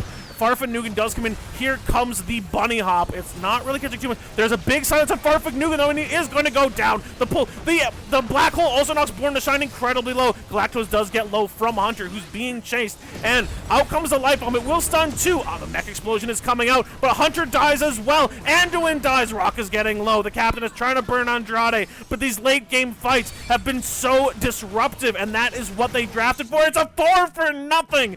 Yavapai, they are not ready to start, and these catapults have done 40% core damage, and it's going to be a convict all by his lonesome. It's about damn time. That bunny hop spread everyone out for 30 seconds to Mosh, so Anduin couldn't be in a position to pull Farf when needed. By the time that Anduin was able to get in position to pull, it was already, he was done, and it just snowballed from there. GG, well played. And that is game number 2. We have an even series. Yavapai comes out, and interestingly enough, once again, and we see this frequently happen, the team who picks the map loses. The team who got to pick first wins. Absolutely fantastic. GG, well played. And once again, Shanks, 0 deaths, tops in everything. His offlane Phoenix is to be feared. And the 4-man Diva was no slouch. Again, now Orluna did die, tied for most on the team, but she wasn't even the damage character here. Like, look, she did less damage than Diva. She was wave clear and comp clear and disrupt with wall. This was such a disruptive composition. The wall, the push, the mech explosion, the small damage. Like, she picked the talent that gave her a bigger damage mitigation window on her W. This whole team was just designed to piss off the hard engage of 30 seconds to Mosh, and it worked. It forced them into trying to fights they couldn't win. And several times in those early fights, like over the camps, that's where we saw that defense matrix come out. And if you're in a choke, it's cutting off so much damage. It just gave an opportunity for her DPS to do all the work and turn those fights. And you look at this Diva build, so I'm looking at the talents here. Every single ability that can be is a W ability. Literally built to be a huge pain in the ass. I don't know anything about Diva. I did notice that a lot of those talents were skewed toward that defense matrix. interestingly enough, quite a few of the abilities that Sonya had were more defensive in nature, and part of me wonders if she'd gone more like hard assassin and just focused Galactos, who didn't take the Emerald Winds, if maybe you get a little more value. But then again, you can leap on them and then they just teleport away and being annoying. So again, this is something that Yavapai can really do. If they don't feel like their draft is going in a standard way, they'll just pick what's the most annoying crap to deal with. And it works. So excellent work. We're 1-1 in this series, and we will see where these teams will take us for game number 3. Now, I can't wait. I don't know if the NGS channel usually takes breaks, if it usually does ads, but I don't. So if anyone needs a drink or a quick breath, Gio and I will just let each other know. We are popping into game number 3, and it will be on Tomb of the Spider Queen. Yeah, speaking of which, I'm going to grab a water while everybody's loading in. Absolutely. Feel free, my friend. So, we do see Tomb of the Spider Queen. And this is the last small map available. Yavapai chose this map, so first pick once again goes over to 30 seconds to Mosh, and the team that has picked has been the team, or the team that has chosen the map has been the team that has lost all 3 times. The first pick has won every game, so they definitely have that on their side. I'm also going to take a quick drink here, but just imagine the sexy, sexy draft we're going to see for Tomb of the Spider Queen.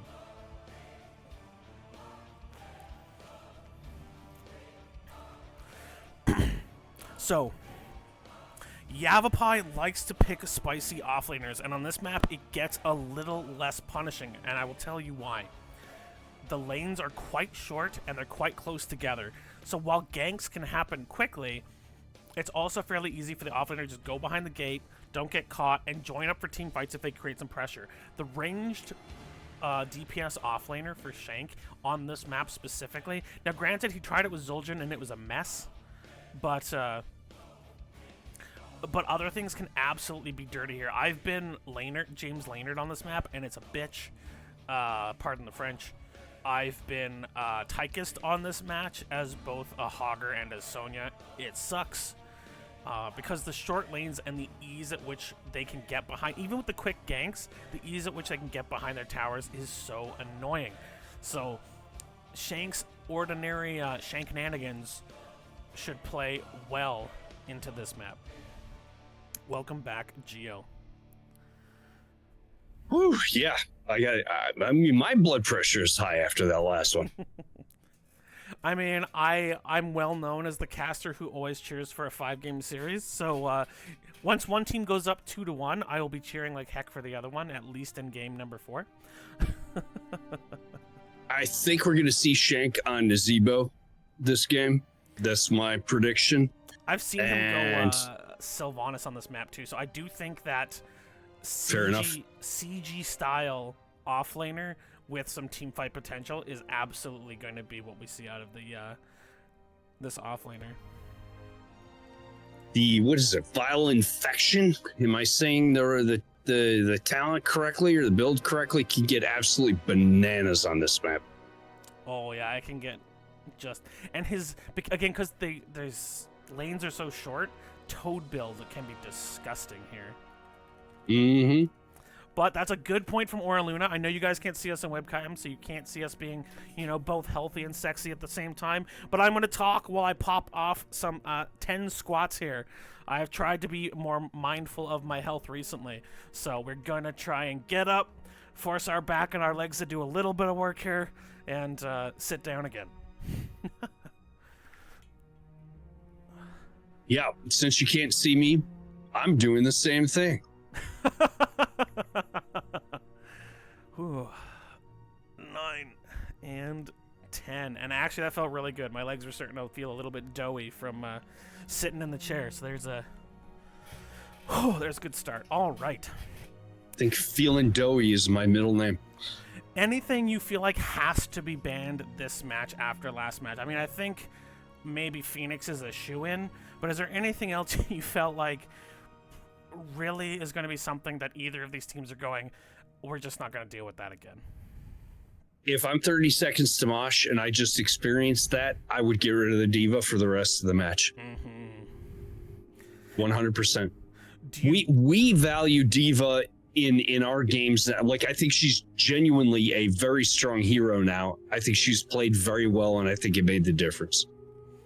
Yeah, and I know, like talking to higher level players, they see where her deficiencies are, but in lower levels where things are less optimal, I think her ability to disrupt, to force fights to both sides, and to change focus, it can be really, really disruptive from, I would say, Div C down. It can just be a huge pain in the butt. Yeah. But again, she's a double-edged sword. You give up damage and hard CC to draft that hero, and if it's not played really well, or if you get off-lane diffed, or in this case 4-man diffed, it can cost you as well. But yeah, I think Sarah Lynn had a very, very good handle on what she needed to do on that hero. Also, this map, you don't have to fight over a particular point, and Diva has that exceptional advantage when you're trying to win a point. You know, the shrine is where it is. Here you could go turn in top, you can turn in bot, so that the bomb doesn't have as much value here.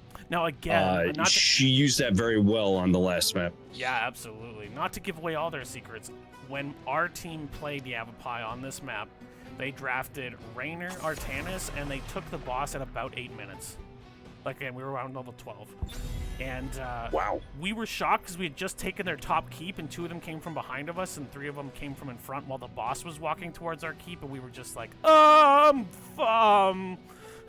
So, 8 minutes. Did I not put on draft screen? I did not. Thank you for calling me out on that one, Honey Badger.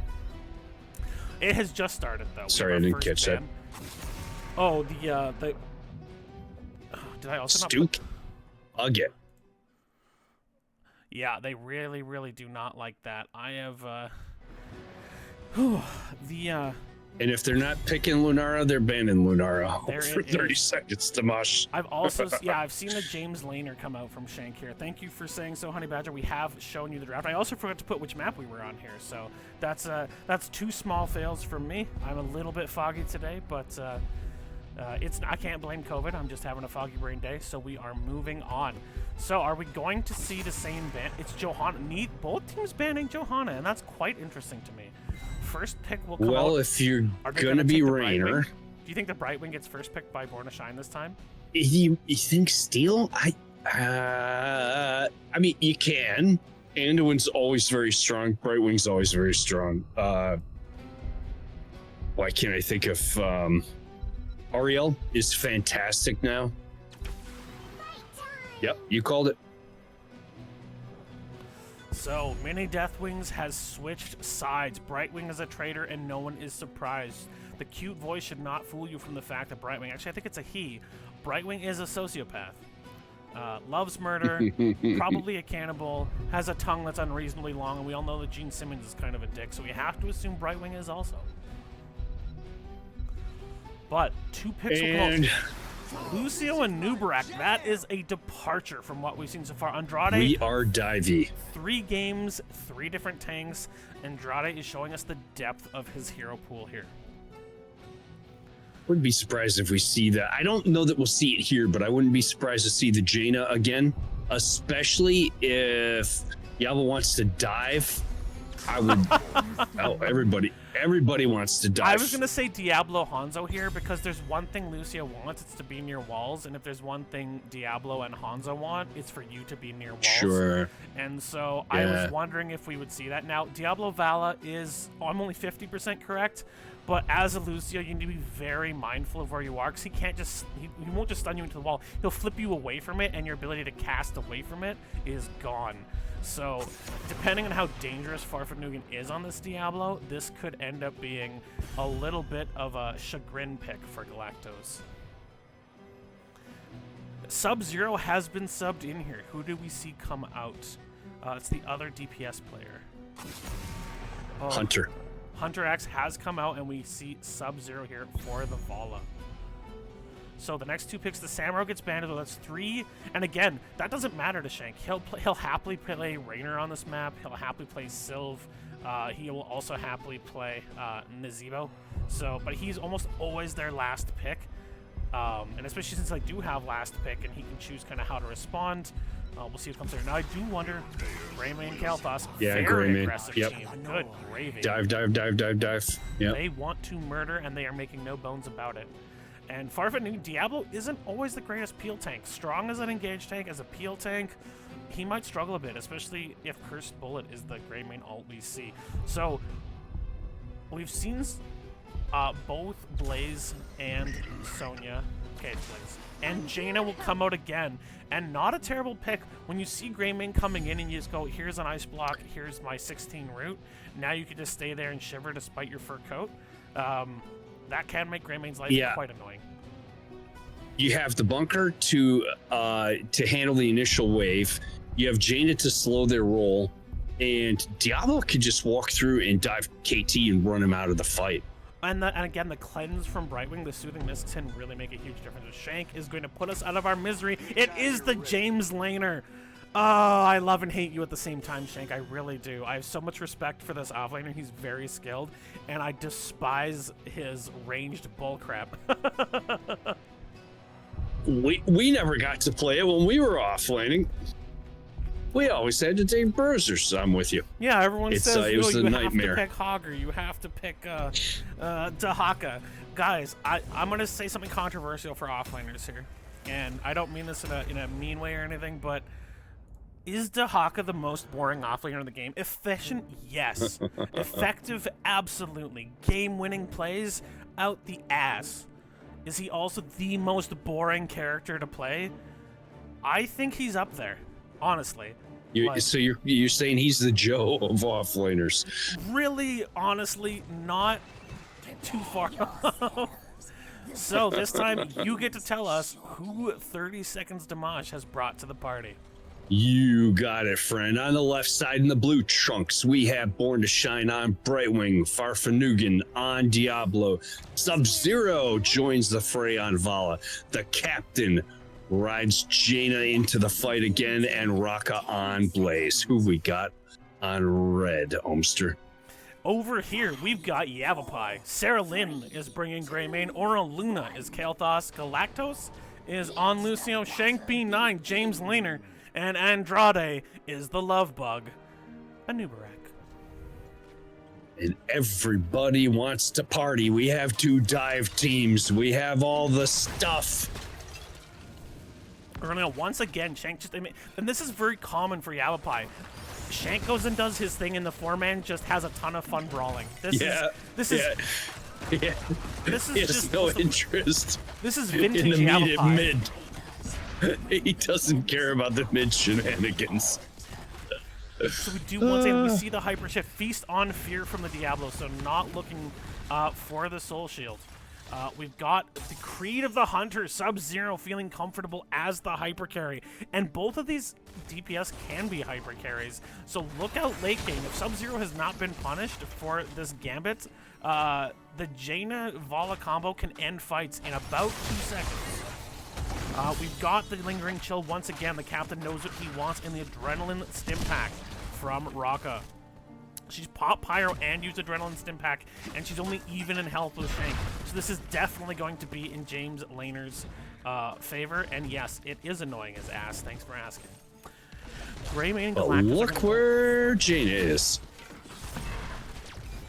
They've gone bottom. Now, was she seen by Shank? Does he feel like he can come in here? No. He's going to keep his distance. Oh, he's looking in now. Oh, he realized. Oh, to get a stun here. Oh, Raka. Oh, there's a great stun. Yep. Is Shank going to die? Here comes the Brightwing. A Polymorph is going to come out. He's incredibly low. Can they get the damage? Yes, they kill Shank. Good catch. And James Laner is going to be having a little nap in the Hall of Storms. Great pick. And just one, and you can tell, a good stun in the top lane. They've grabbed Andrade, but Galactos with a great boop there keeps Andrade safe for now. That sound wave boop saved his tank's life. So the Giants are getting value bottom. Sarah Lynn sees that they've walked away to turn in their gems, so we'll use Greymane autos, and we'll just Worgen through these big Anubis-looking fellers. We see the Exterminator for... So this is actually a full laning build. Exterminator, Raynor, just looking to push waves and do not much else. We've got the Mana Addict Kael'thas, Nerubian Armor, the Accelerando for the Lucio, which I've heard from people who play it, because I don't, is more effective in a competitive match. Unless you're playing ARAM. Party Mix is good for ARAM, but otherwise Accelerando is the best. And we do have the Viciousness for Sarah Lynn's Greymane. And if she plays Greymane anything like she plays Diva, Viciousness sounds about right. I like that both teams are taking they're not trying to hold 20, 30 gems before turning in. When they get a chance and they see it, they turn in. I like that play. Yeah, and this is not a map that has its own timing. You get to create the timing for this map, and so it's one that can be played very slowly, it can play very quickly. In higher levels, you can see the game go 10, 12, 15 minutes before the first turn-in happens, because both teams play the points with so much control. Now, neither of these teams seem to have gone specifically look at the flank. for lock it down. Raka will get this done, and Blaze and Kira, I was going to say this in the draft, things like Blaze and Kira, who can create a lot of impact from a sudden gank, can do a ton of work here. Shank looking to turn in his 11. It wouldn't be enough for a full turn-in, but oh, just missing on the Jaina Frostbolt there. Yeah, so they appear to have assigned Captain to try and ensure that we stall out that bottom turn by Shank. And this is smart. Meanwhile... Sorry, go ahead. Yeah, go ahead. No. I was going to say, and like, it's smart too, because continually posting the Captain lower down, it means that Rocket can be a little more free to not be afraid of Shank. If you're constantly worried Jane is going to pop out of this lower turn-in area to push on Raynor, you can play a little more aggressively as the Blaze in this matchup. They are jumping onto Farfanu. They're taking a lot of damage. Born to Shine with a good phase shift in. Raka is getting pretty low here. Oh, a fantastic polymorph on Galactus means that they won't further chase the Blaze, as Raka stands in fire to heal herself, because this game makes perfect sense. Yeah, I think the only thing you need to think about is that if you've got Jaina on stall, that's your best wave clear doing stall. So I'm not sure they want to do too much of that. There's a balance there. Yeah, Blaze, much the same story. Need that clear for wave clear. Rock is kind of locked in this mid uncomfortable area. Galactus will get away from Farfoot Nugan in the top, and Brade is wave clearing against the Jaina. That's probably a matchup you want long term. LOL. But Yavapai will be the first one to get. Now, I have often found on this map, it is not who gets the first one or who gets the last one. It's usually who can get 2 consecutive turn-ins, who can get enough advantage out of one turn-in to then facilitate a second turn-in within about a minute of the first one to keep wave prior. That's a good insight. That's a good insight. It's I think objectively not one of the stronger objectives. Sorry, I just did that. Oh my gosh, Sub-Zero. Wow. So if you can get 2 of them together and have the second one come when the map's already pushed, that's where you really will do some damage. The Captain forced to dance around the purple waves, but Andrade is going to do a ton of damage. They're bringing the fight lower down. Andrade gets whipped in, though. He is going to die. They kill the Beetle. Good response by Farf there on dibs. Now they will clear like top. Like you said, looked for that wall. Mid also takes a huge chunk of damage. Now they didn't get a fort, but they got very close to taking a fort, and they have. They might get the fort. I think they get the fort. Yeah, they do get the fort. But now the next turn-in will come in, and with a little bit of wave prio, now Greymane very smartly taking the camp. This camp massacres a Spiderweb Weaver. Like, it doesn't ever get past it if it doesn't get cleared by the team with the Web Weavers. So that's very, very good to have. You can basically leave it to defend mid lane on its own while you defend another lane. So excellent timing here for Yavapai as they basically set a failsafe in the mid lane. But it looks like 30 seconds to Mosh wants to put some pressure bottom. They have exactly that position that you were just talking about. They're going to have, if this objective goes well for them, they're in a position to do a second turn immediately after. So Jaina has been top. She's holding on. There are 4 here up top for Yavapai. They're clearing this web weaver incredibly quickly.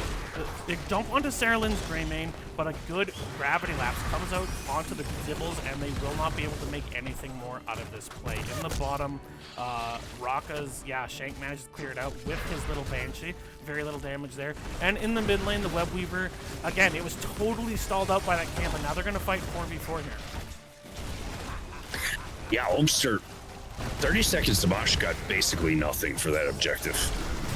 They're trying to find something now. 10s are here. They're using the Lightning Breath. Sarah Lynn's taking a ton of damage, but it's not enough. Now the purple comes out and does hit Sarah Lynn. Sub-Zero's getting low to Shank being 9. And again, that Vol is looking to get stacks. Does have 53 stacks. Not doing purely there at all. But if they can't get to Aura Luna before she finishes Mana Addict, what are the chances they're going to get her after? So now, there are enough gems on 30 seconds to Mosh to get a full turn in. Raka looking to turn in, or Luna is going to be able to disrupt that. They have enough for the turn in. There's not enough yet on the side of Yavapai to do another turn in. Farfanuga is in a dangerous spot. Again, the ganks on this map happen so quickly. But to quickly mention what we see here for ultimates, we do have the blink heal for, as something happens here in the bottom. Sub-Zero looking to get very aggressive on the Kael'thas, but jumped on. Raka with a great stun. They're going to kill Aura Luna, but Sarah Lynn jumps onto Sub-Zero. A fantastic stage from Farfanugan. Aura Luna will survive those 200 hit points. And they barely save. It looks like 4 ultimates were used. No, because Lightning Breath was before, but 3 ultimates used. Yeah, 30 seconds to Mosh has the advantage here, I think, Omster, because like the ults were burned there by Yavapai. A lot of damage is going onto the top fort because of minions, but that will clear on its own. The captain looking to turn in. They're looking to put damage on her. But Greymane is killed by Raka in the mid lane, and now Welly is coming out and is going to start firing ice. It's Ice Mage versus Fire Mage, and this is going to be it. Whoever wins this fight is going to be the best in the world. World of Warcraft would put it in its lore, and that's really not something Kael'thas wants to deal with, so they're going to go even. But while this has been happening, the siege camp was taken by Shank. He's going to kill that bottom fort. They're now up 2 forts to nothing. Raka seeing if she can find it, but James Laner playing Ring Around the Rosie. And it looks like he'll successfully get out, too. Amazing thing is he's going to live. Now, the blue web weavers get out. They're going to have to deal. But the problem is because the bot wave is pushed in so far and these giants are here, 0 value in the bot lane. They cannot focus on the bot lane because it will get 0 value. And they have all 5 in the top, but Shanks is backing. Okay, well, that's their thing. Greymane is going to kill this web weaver so fast it's not even going to know it showed up. In the middle, they're going to try and get something. They have no buildings yet, despite the fact that every fight they've looked better. Galactos and a new. There's a 2-person burrow charge, but a good push out by Farfanuga. The Phoenix will quickly become irrelevant. There is the Cocoon onto. There is the Lightning Breath as well. The Cocoon was on Vala, by the way. Lightning Breath does a lot of damage. Welly trying to slow down Galactos. He is taking a ton of damage. The Impale will stop the Diablo from coming in further, but that purple! The purple wave kills Galactos. Farfanuga getting incredibly low from tanking this, but now Raka will tank it as well. The bunker will come out as they destroy the mid fort, and I was wrong in the bottom. It does manage to push out and is getting damage on the bottom fort, but once again, the macro is going the way of Yavapai. The team fights are going decisively in the favor of 30 seconds to Mosh. Those slows on Lucio, I think, are really making the difference. They're taking the healer out or running him out of the fights, and then it's just turning very quickly. Yeah, I think the slow from Lightning Breath, Lightning Breath slows. The chill from Jaina is something a lot of players don't play against a lot. Now, Yavapai's been together enough that they know the Jaina, but knowing it and like having that feeling from when it's meta versus when it's not, they're getting used to what it's like to constantly be getting slowed every time an ability from Jaina tickles your little feet circle. So we do have the Lightning Map Breath. looks great for 30 now.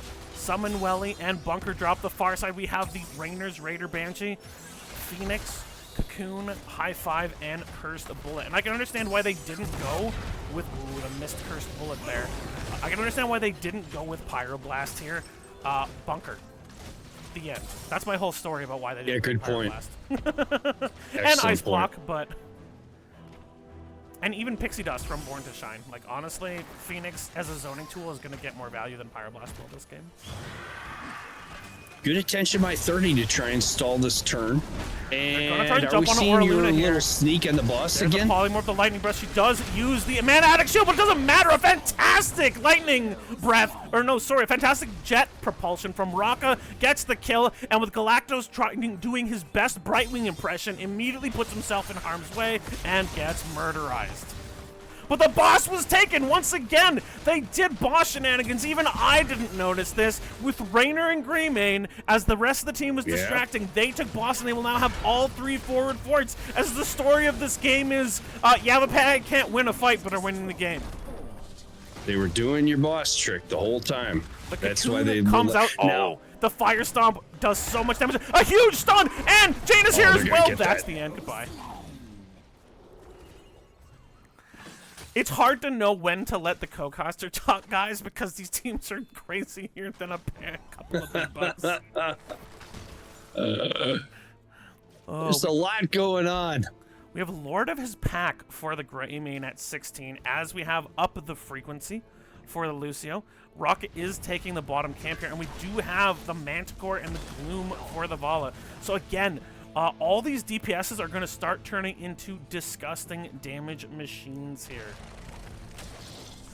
But again, one of the things we see as the game gets later is the number of hit points. And only with 3 people here. In comes the ball. In comes Farfa Nuke. They're fighting a 4v4 that started as a 4v3. But Shank's taking so much damage, and he's blown away by the lightning breath. The slow onto Galactos as the Welly just looking to put out slows as well.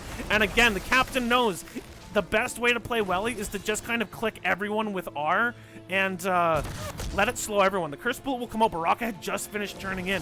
There is the Flame Strike and the Impale. They'll both miss, though. And now, with all 3 lanes pushed in, this is going to look like, for the first time, 30 Seconds to Mosh are looking like they're comfortably in control of this game. The team fight wins, that 8-0 in kills are finally starting to matter, Gio. And I like this choice to sit here as 5 top. That's your best play. Get the top pushing and try to pressure that keep. They noticed Greymane was sent bottom to deal with Giants, which means the best he can do is clean the bottom Webweaver while the rest of the team cleans mid. That is a guaranteed top fort for the members of 30 Seconds to Mosh. Farfet Nukin is looking for a bad rotation, but he does get sniffed out. Out comes the Flame Strike with the Living Bomb. But he's full souls, like, he's not worried about it. Fire? Are you kidding? Very healthy spider. He's born from fire. Out comes the purple. It hits too. That's something Galactos' Lucio has to start paying more attention to. He's taken a number of shots from the Webweaver while trying to avoid hero shots. Now, the Curse Bullet will hit Sub-Zero, but the Blink heals means that 30 Seconds to Mosh can live with full health bars. But that is a top gate is completely down. Mid-fort gate has taken some damage, and bottom gate is perfectly fine. But I mean, none of their gates have even been touched, so they're looking in a good position. No. They're looking for the turn-in, though. There's only 4 needed to turn in. Yep. But at this point, it would be a defensive turn-in. I don't think Yavapai wants that. They're going to want to push out the bottom lane, get these waves to approximately neutral, and then get Web Weavers. They are now getting close to that scenario you're talking about where they would be able to swing potentially 2 turns in a row, right? They need 4. They've got 52. They're going to pick up the rest during the push. So this could turn very quickly. It's dead even right now. They get 1-2 turns in a row, it can change everything. And absolutely, they're experienced enough team to know this too. Momentum is a fickle thing, but this isn't a map like Braxis or a map like BOE where it can get extremely snowbally. This is a map where one good surprise fight with a turn-in where you get a few more gems, you fall back to another turn-in, you get 20, you kill some people. You can end this game on a bad team. This game can end on a fantastic core defense that turns into a turn where you end it the other way. Like, this is a map where turnarounds are not at all unusual. Now, the Banshee will be used to try and prevent turn-in, although that won't really matter. They only have 22 gems. They don't have any gems. The only gems that anyone has is Yavapai, actually, and they've got Jimmy Renner. One thing to keep in mind, well, wait, let me check the talents. Yeah, so Vala very close to getting the Farflight. She doesn't want any more that stats, changes. though. It's very nice now. Farfanugan is looking in a really rough position here, though. He's getting cut. He takes a ton of damage, but a good teleport in from Born in the Shrine. They're trying to jump with the Unstoppable on Oraluna. Fantastic work from Galacticos, but he's taking so much damage down. He's killed by the Lightning Breath. Andrade is incredibly low. Rocka was caught in the cocoon, but that is the end of the Beetle as well. Oraluna's incredibly low. Sub-Zero looking disgusting here on the Vala. Went from 69 stacks to 90 in that fight, and all of a sudden, things are looking dire for the red team. They had swung things more in their favor, but a point I was trying to make earlier before they broke into a fight was when your offlaner is DPS and you don't have a bruiser in the 4-man, in the late game, the lack of hit points on your team means your positioning is everything. And when you can't kill a Diablo quickly against a team with as much area control as a Jaina Blaze, you're begging to get murdered, and that's exactly what 30 Seconds to Mosh did. Yeah, the difference last game, they had the Diva in the 4-man for the beef. We don't have that here. And you got a Vala who has all the stacks, all the Gambit stacks, and is stacked up to 90 and has Farflight Quiver and Manticore, and that's gonna start adding up. 30 Seconds to Mosh, they have pinged the top, and they're looking to see what they can do. They want to get this top keep. Both teams have 20. We have Invisible Friends, Lord of Terror, for stealing health for the Diablo, Farflight Quiver, Wintermute, and Burn Notice. On the far side, we've got the Duskwing, so a stronger Raider for Raynor. We've got the Flamethrower, Kael'thas, Rewind a Noob, Mixing Fire, so the high 5 upgrade for our Lucio, and we have Hunter's Blunderbuss. So 20s for everyone. The Invisible Diablo, an interesting concept. He is taking a lot of damage here, though, but Andrade will go down. Born to Shine takes a ton of damage from the Living Bomb. They're jumping onto the Lucio. Here comes a Lightning Breath, and Galacticos will die again. But this time Shanks will kill Diablo. It is a 2-for-1, but he had full soul, so he will be back now. There's the root. A great ice block means that Shanks is rethinking his decision to stay. He'll get killed by Rocka, and she has been on point with the jet propulsions. Absolutely. 3 more gems gives them another turn in, and with 35 seconds on their earliest return, this looks like it could get bad for Yavapai really quickly, Gio. Yeah, they're in a tough position right now. 30 seconds is an eternity. And 30 is taking this chance to just go ahead and burn down the top keep. Good priority. Open up your win condition line. That's really good thinking. That's going to put constant pressure on their opponents. That Living Bomb is really causing issues here. Born to Shine getting chunked. They have enough for the turn in here, though. If the Captain and Rocka turn in, that will be enough all on their own. Oh, their kills are 14-1. Oh, they actually got I knew that 30 was enforcing their will, but my gosh. Well, there's a really important question that comes out at this point of the match. If they win the match but they never play ETC, are 30 Seconds to Mosh allowed to win the It's series? a coin toss. Oh, the Cursed Bullet comes out as Farfanugan walking in without fear, but he has to remember he's still only at 48 souls right now, so he's about half as tanky as he's used to. And Cursed Bullet on a very low cooldown. Now, there will be a Web Weaver very quickly coming top with Catapult support. The Raider is going to be looking from behind. They polymorph the Banshee. It has a lot of health at 20. I think that is a bit of a yes, it was a distraction, and so the Web Weaver will go down quickly. Clever little micro play there from Shank to make it harder. The ice block is used by the Captain to prevent the Living Bomb as the Raider continues to be an annoyance. Oh, the missed jet propulsion there from Rocka. She was allowed to finally miss one. They're looking to use Wintermute here as their opponents are forced to deal the top web, and they do so much damage so quickly. The Blizzard is blowing away, and that's middle keep down, and the bottom Web Weaver, now it's taken from her. There's a huge fight coming out here, though. Rocka's getting low. She does a bunker. Out will come the Lightning Breath. They kill Anubrak. They kill Lucio. They kill Greymane. And again, these fights, I don't understand how they can have really good heroes and just get demolished. Part of it is they just don't have the finish. They have so many hit points on the side of 30 Seconds to Mosh, and it's a quad kill for Sub-Zero. Hunter X, who's that? Never heard of him. Sub-Zero has come in and dominated on this 129 stack, 0 death Vala. Game 3 means it's a 2-1 lead for 30 Seconds to Mosh. Oh, sir, this might help explain it a little bit. Top hero damage for 30 Seconds to Mosh, Farf's Diablo.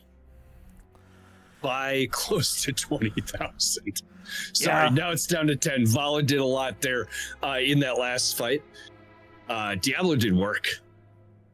Farf was aggressive. And again, we mentioned Lucio Beast. doesn't like playing into the Diablo, and Diablo really took that bluff. Diablo you really went all in on a Lucio Rainer with a 2 pair.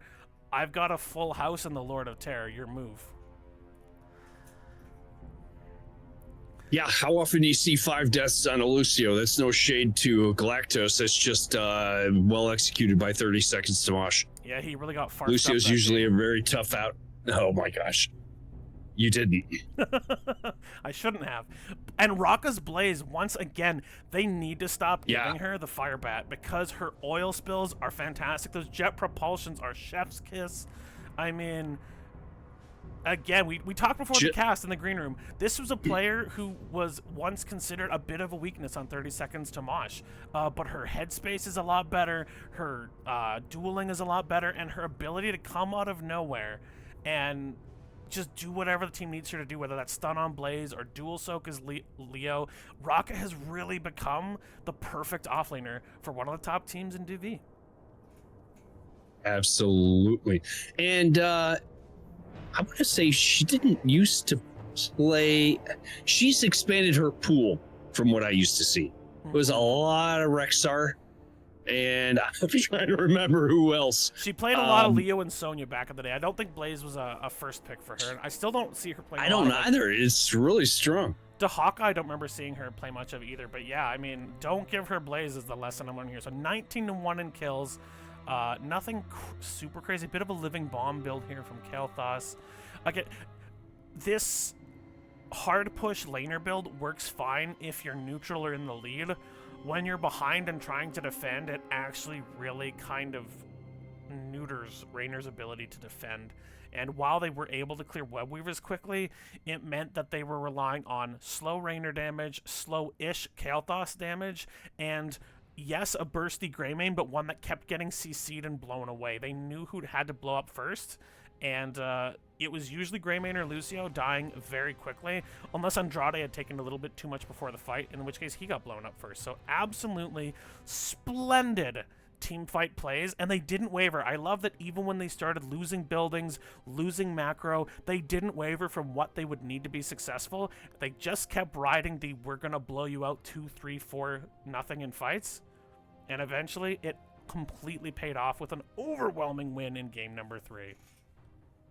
Yeah, you have that ranged offlaner. We just spent a lot of time talking about how impactful Blaze was with the slows and the stuns, the CC, right? You're not only giving up the beef, but you're giving up the CC that comes with the bruiser kit. So it's a choice. It can work, but you definitely lose something for what you gain. So once again, the team who picked the map loses, and we are going to be going out. Which map is this? Is this Towers?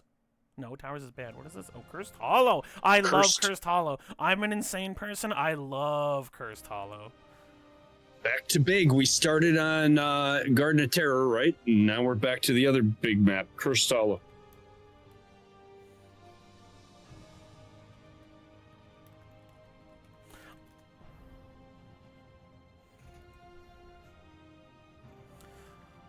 Raka dropping the I wasn't expecting to sweat this much. Neither was I, and I'm casting, damn it.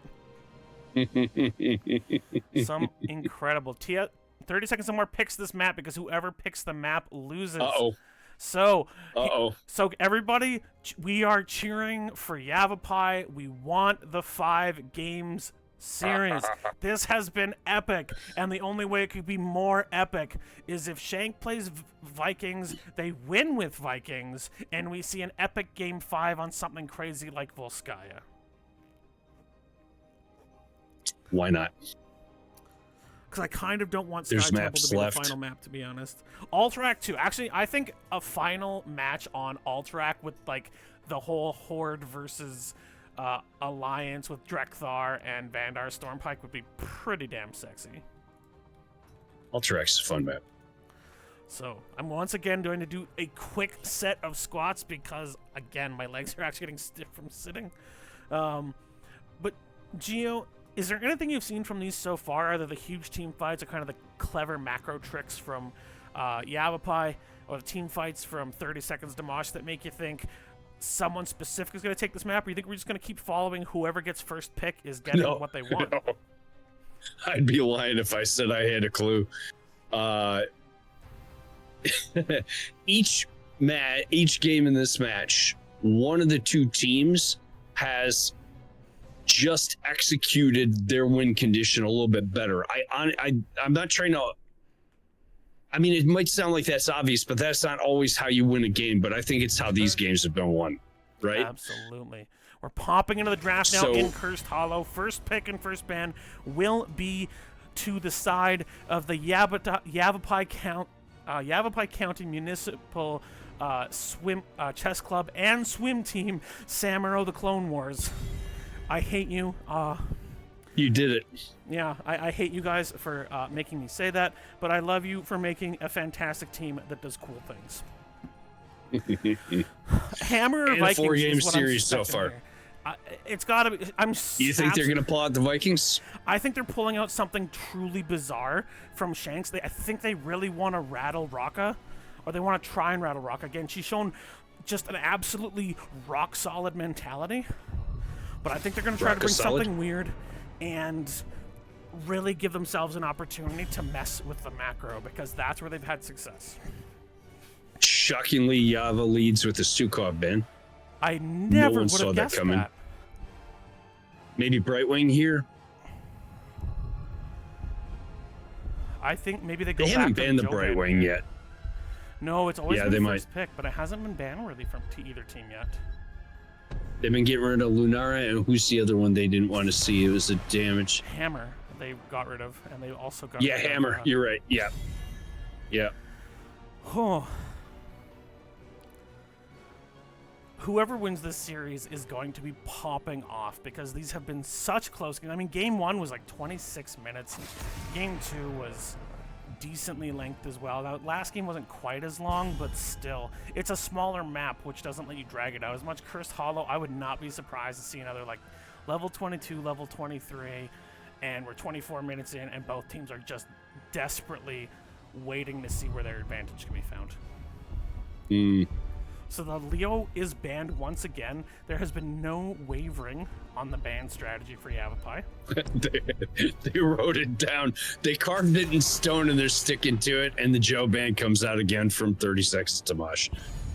So one of the downsides for Shank, always knowing that he's picking last, is that you know there's going to be bans focused on him later in them. But again, Tiny Deathwing has been the must-pick character in this game. I think the only time it wasn't picked in the first rotation was when Joe got picked first in the first game. Since then, both these healers and both these teams feel like it brings a certain level of insane murder that they really want. Greymane switches sides, and the Diablo worked, so let's stick with it. Does it Shank get the is same not value letting in this it be man? banned. Shank will not let it be banned this time. He locks it in early and says, and the Cyril and Artanis, yes. The four-man we're going Artanis. full cuckoo for the Cocoa Puffs here. Extra spicy, folks. This has just gotten nutty, and I am here for it. Game number 4, we are seeing Yavapai bring their spiciest draft. So facing elimination. I was excited about Sub-Zero's stops. Greymane with Farfet Nugan's Diablo, and then Hammer Artanis made me shut up. Also, Hoku will be thrilled. Artanis has been picked. Murden does get banned. That's a good ban for this team. And Artanis' main weakness, being poor wave clear, actually is kind of mitigated in the 4-man now. There's definitely better options in the 4-man, but if Sergeant Hammer's your offlane, that's also kind of mitigated. So in a very bizarre sort of way, if your offlane Hammer can stay alive, this can work on a map like Cursed Hollow. But I could see APOC finding value on this map with how tight the choke points are. Dahaka gets banned out, and again, that makes a lot of sense, considering he can dig in behind and grab Hammer. or pull Artanis out of the way. So trying to reduce the number of heroes that can displace them makes pretty good sense when you buy Hammer. But Raka gets her Blaze, and the captain is bringing Gul'dan. Do you think Andrade goes back to the Stitches here? I really wonder. I guess the thing is No, that your only wouldn't real have the kill target is pressure. Gul'dan. Do you want Greymane, Diablo, or Blaze in your team fight? I'm not sure you do. Yeah, and I don't see the kill pressure, especially if Sergeant Hammer's offline. I think you want what creates the most space as well. I think you pick Garrosh and try to make Diablo's day terrible. But Andrade will bring the Oh, main. just slow down the dive. Yeah, good idea. Yeah, they want to give, and the Tassadar walls, or Luna showed before, she was quite skilled at it. Now, she has to be careful because her own teammates could get slammed into that wall by Diablo, and this map already has a lot of walls and wall segments. So Oraluna's got to be very conscious about who she's providing the advantage to. One misplaced wall could be a difference. We will see Deckard Cain actually going to team up with Diablo, which I'm sure makes him very sad. In his look at that frown on his face. But the other side has Terrans and Protoss working together, so... Okay, now ask me who I think has the advantage. Who has the advantage in this game, Gio? I have no idea, Umster. Why do you keep asking me? I don't have a clue. Okay, there's a scenario in which Dibs just goes in, grabs Hammer, flips, and Greymane destroys her, right? Mm-hmm. But you got a Tassadar wall, you have May slowing down, you have Artanis blind, right? So you got me. Prepare yourself for battle. Well, if I'm remembering correctly, you get to tell us what 30 seconds to Mosh is gonna do with these. I did last time, but you are the boss. Well, I thought. Okay. No, go for it.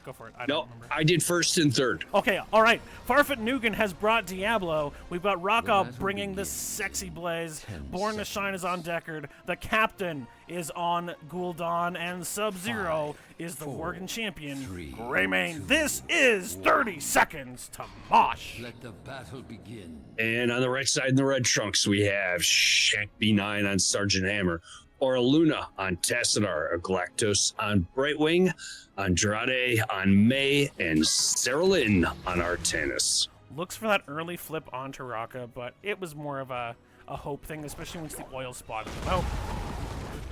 And Born to Shine just throwing healing potions out there.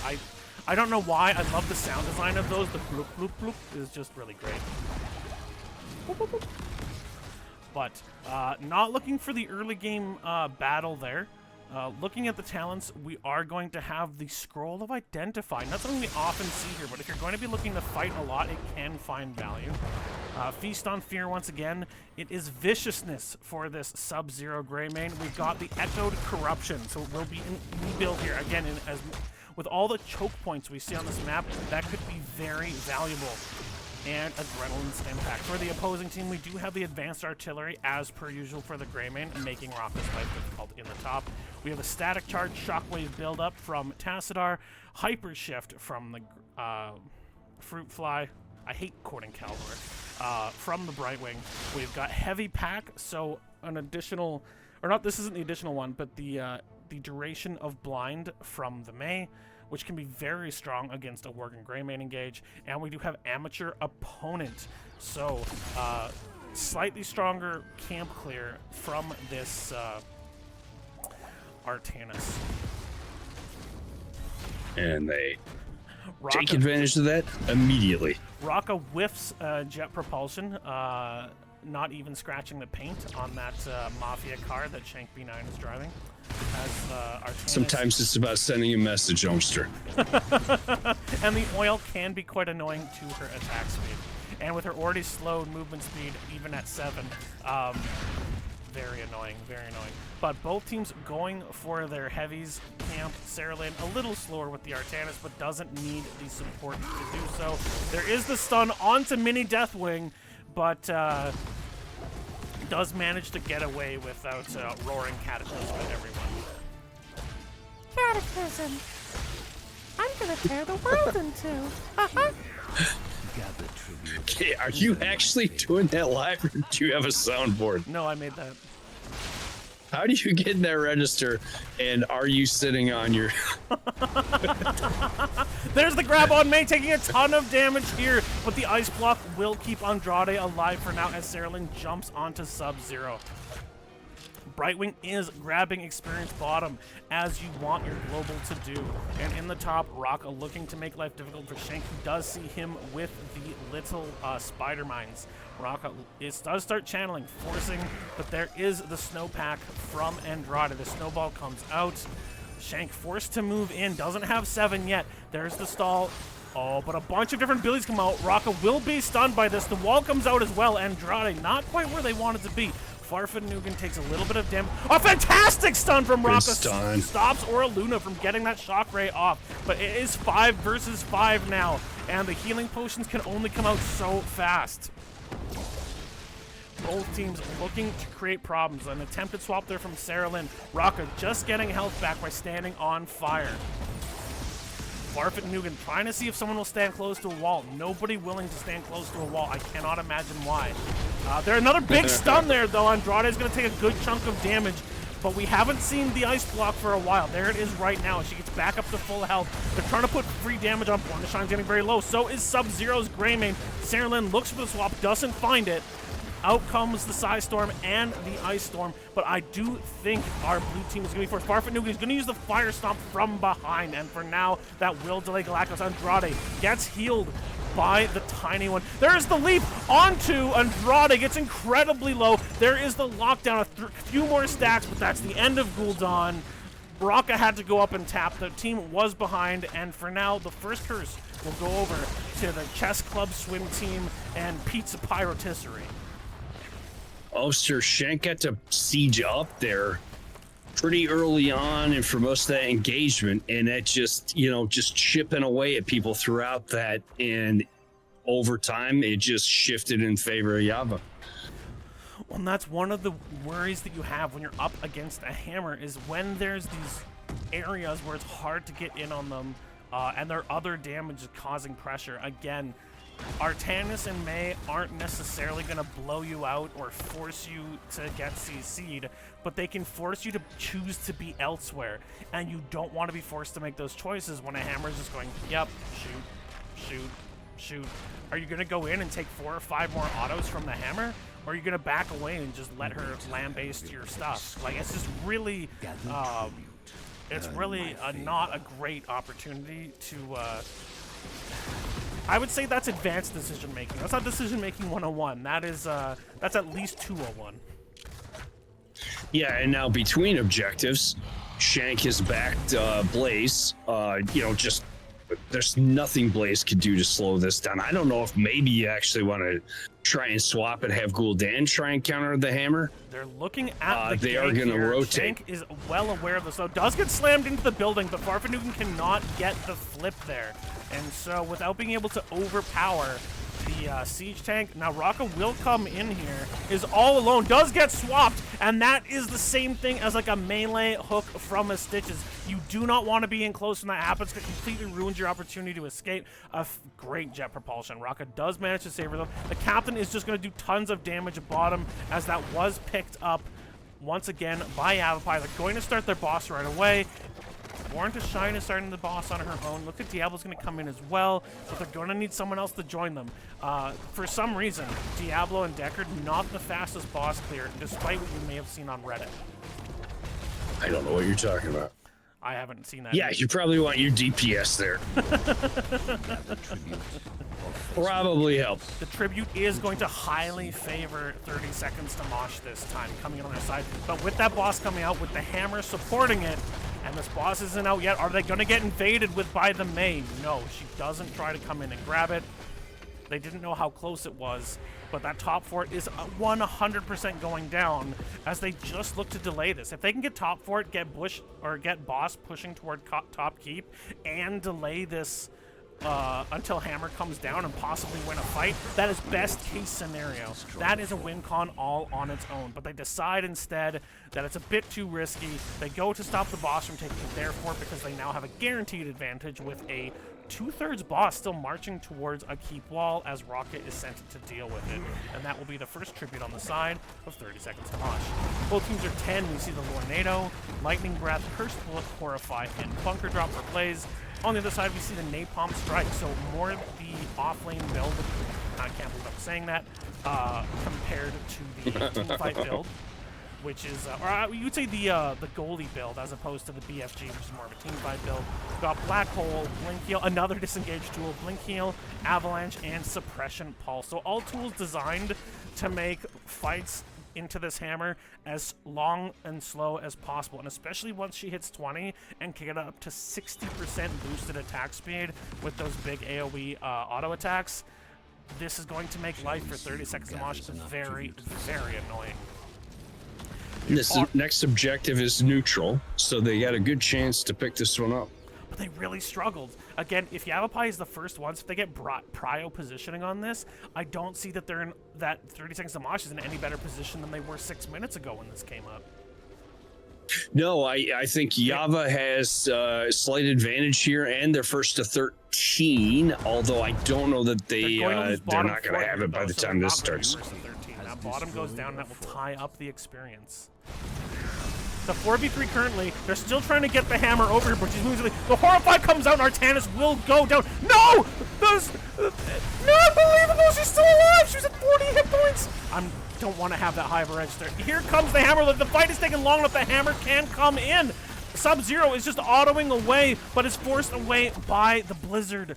Raka trying to create pressure in the back, but the Captain and Raka both incredibly low, and Sub-Zero has just been keeping, or Born to Shine has just been keeping the front line alive, but Raka and the Captain looking incredibly low. There's a ton of damage coming out once again onto Sarah Lynn, but they kill Raka's Blaze. She still had Bunker, so a slight misplay there from our stalwart offlaner. Farfetch'd Nugan does get the stun onto the Artanis, but again, these long fights are really, really starting to favor Yavapai. They want this third one. A ton of damage going to Sarah Lynn, but that will be the end of Greymane. Farfetch'd Nugan getting low. Born to Shine has no hit points, the Suppression Pulse comes out for reasons. Aura Luna will catch it. Will Farfetch'd Nugan die? They're going to try and kill. Oh, what a fantastic swap! Farfetch'd Nugan has given up on staying alive. He turns into a Widow Piggy. He flips the Protoss. He says hello to a wall and lives longer than he probably wants to. He's out. Now, they did get bottom fort, and mid fort is taking a huge amount, but with the minions dying, this siege camp is now getting nothing, and the same in the top. Without minions to help, these siege arms will go down very quickly. 30 seconds to Mosh is going to have to find an alternative method in these team fights while getting a main pick doesn't hurt. They cannot have extended fights within that red circle of doom. They're going to keep going that way, so they've got to find some way. Either Dibs dives through to the hammer, or Dibs gets a pick out of the circle, but they're going to have to be mindful of that hammer range and not fight within it. And again, what does Yavapai like? To split fights up, and that's exactly what happened. As we look on the map here really quick as they're resetting, over here was the front line and the healer. Underneath was where the damage dealers were, and that Raka and Gul'dan were on the lower side, while Greymane by himself with the Diablo trying to create enough space. But the fact that once again that fight could get that split up by the way Yavapai was playing speaks to the fact that they're taking a very coordinated team fighting team and forcing them to make choices. Andrade, he's calling the team. They're going to try and kill this Gul'dan, and he should be alone. But Deckard is coming up as well. This is going to be incredibly dangerous. Out comes the snowball. It's going to just miss. Farfetch'd Nugan is up here as well. The attempted swap just comes up short from Born to Shine. Out will come the Lornado, but they want to counter engage here. They want to try and take this top fort. They jump toward Andrade. He takes the Echo Corruption. Only 21 stacks still so far. The Horrify will come out, but it hits no one. Andrade is unstoppable here. The attempted swap, it will go on to Raka, as once again, Shank is coming up from the bottom. This is a 5v5 team fight in the top. Waves are actually pushing in priority for 30 seconds to Mosh. This isn't a terrible fight for them, but again, they're realizing if the fight goes on for too long, they are in trouble. Oh, the wall comes out, as does the Blizzard. That's a stun. There's a Polymorph. Born to Shine is trying to save, but no, gets swapped in, and that will be a 2-for-0. As once again... Phenomenal execution.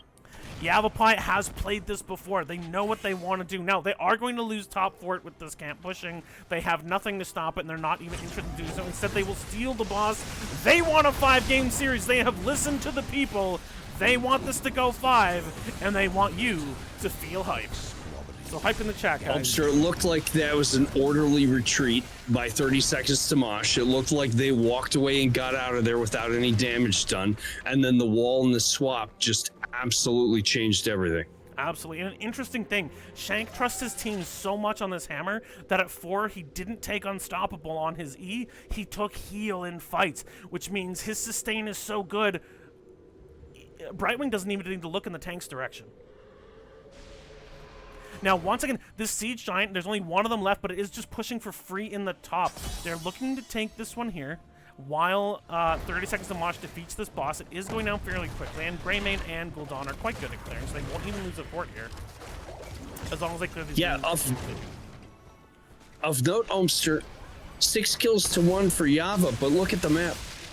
The map's still an advantage of 30 seconds to Mosh, so they're making great decisions when they're not in these fights. The fights are going difficultly for them, but they're getting value elsewhere on the map. So they're not going for the mid fort. They're going to try and take this fight in the boss pit. The black hole comes out and hits nothing. That's actually a huge fight-lose condition. The boss will go down, but Sarah Lynn takes a ton of damage. Out comes the Lornado. Out comes the Lightning. They've stolen the boss. They've killed May. They've killed Brightwing. They're going to kill the Artanis as well. Rocka getting incredibly low, but she pops the bunker this time. She won't miss. That's a Tassadar goes down to the Greymane. Artanis goes down. It's a 4-for-0. The boss has been stolen. Shanks has been flipped. He does manage to push Farfet Nugan away, but an absolutely brilliant team fight. And I honestly think a big part of that win for 30 seconds to Mosh was the early use of the black hole. It hit nothing. It could not bring a disengage. And this time, Diablo knew exactly where he was going. And top hero damage so far. Diablo, that lightning breath is doing work for him. He's got 30,000 less damage than Sergeant Hammer, and they're winning the game. Which, again, for all of you who sit and Stormblade and go, I've got the highest damage in the game. Guess what? It doesn't matter. It's not everything. It is not everything. When your tank is doing, 5,000 more than your Greymane, that doesn't mean that your DPS is garbage. It means your tank is doing work. Also, he's probably playing Diablo, because an aggressive Diablo does work. So, we now have a big map advantage and a full level lead.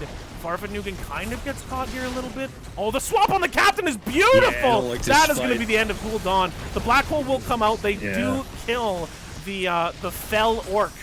And Farfet Nugan will charge Andrade to try and get out. But here comes the Lornado. It's going to push back a few. They're trying to disengage here. Farfet Nugan trying to make it so that they get him. They do not get his teammates. The polymorph will come out, but he is full souls. He will not die. And even if they give this over, it will just be a 2-2 tribute. Swippity swappity, get off my property. I couldn't say it any better, Hoku. Sorry, 30 seconds to Mosh had Greymane down, taking that siege camp, which is great, but then have your other, your damage and your healer sit down with them, have Diablo post up and anchor at that point. That way, if the opponent comes in on you, have an escape. Now this is a 4v4. Shanks is in the bottom clearing the wave. A ton of damage is coming out onto May and onto Sarah Lynn. Galactos is getting the heal up. Farfet Nugan gets low, but they do kill the May. And every fire stomp he gets that hits a hero, he's getting a ton. Now the Unstoppable will come out for Artanis. Out will come the Scroll of Identify. It will hit 2, and that's 28 stacks so far. Again, only 26 stacks on the Echoed Corruption for the Gul'dan. And I do feel like this has been a bit tough for the captain. This Gul'dan has not felt nearly as comfortable as the Jaina. But it doesn't matter. They have the curse. They have camps pushing in 2 of the 3 lanes, and there's 28 seconds before Andrade's May hits the field again. This Yava's in a really tough position, and 30 seconds to Mosh has an excellent chance to finish this series and move on here. 20s are out. A huge Horrify. That will be the end of Shanks' Sergeant Hammer. Gets the shield. It is not enough. Black Hole will come out, but they're still going to lose this fort, and they are down a hammer for 55 more seconds. They're putting a ton of damage on the Farfet Nugan. They can kill, but a great stun hits all 3. That Galactos blink heals at the very, very last second. The Lornado is going to kill Artanis here. 20 means multiple Lornados. Galactus is getting low from Sub-Zero's Greymane. A fantastic blink heal again. Galactus playing out of his mind, but the Gul'dan gets the final shot. Orluna getting low, and Andrade looking to try and defend here, but it's at 60%. The core's at 50. It's at 40. It's at 30. It is at 20. May dies, and it is over. It is 3-1. The final score, and as beautifully as Yavapai was playing, 30 Seconds to Mosh shows why they were one of the top teams in Division E this season. Good game, well played by both teams. That was really interesting to watch. It felt in every fight like Yavapai is winning the game, and then you look at the map, and 30 Seconds to Mosh had just constantly made choices that were giving them advantages on the map, and then suddenly the team fights shifted. I think right around that 10, maybe level 13, this team fight started to move in their direction. Well, it was really that boss invade. When that black hole missed and they could come in and kill 3 people, and this is where the Artanis and the 4-man does cost you. You can only protect the Tassadar or the Hammer, and as much as Shank was good at protecting himself, it became protect Tassadar in a boss pit without black hole, and that was completely untenable into the... When you have Greymane and Gul'dan, you have to deal with the damage in your face and the damage at the back, and it really, really worked fine for them when they could control the pace of the fight, when they set up first. But they did not have the right anchoring strategy to stop the engage there, and that turned the game on its head. Excellent, excellent work here. We'll give you a quick look here at this, but we would like to interview our winning team. We'd like to hear from the team going to the finals, 30 Seconds to Mosh. So we'll see who they send to us. And that is game number 4 and a 3-1 win for 30 Seconds to Mosh. So... yes, we do have the captain up in the coin flip lobby. Let's go talk with him. Born to Shine and the captain. Now, Gio did spoil something for us, the captain. Apparently, this is your final finals appearance, playing the Jaina as you ride out on your tour, at least for the time being. You guys have made it to the Div E finals with some really, really fantastic, well-coordinated play. How are you guys feeling right now? Feeling good. Yeah, we're super, super pumped. Those were some really fun games tonight. There was a lot of back and forth. You know, we've played against Yavapai a bunch over the last couple years, so we always have a good time in our matches with them. So it was GG's. Shout out to them for some really sweaty matches tonight. That last game, now all 3 games were epic, so we might go a little bit into each of them, but that last game, they came in, they took your boss, they killed you guys, they were looking like they wanted to take it to game 5 very hard. But you guys stayed patient and turned it around on their boss. Was there a moment there where you felt like, dang, this is getting out of hand, or were you just focusing on the next objective?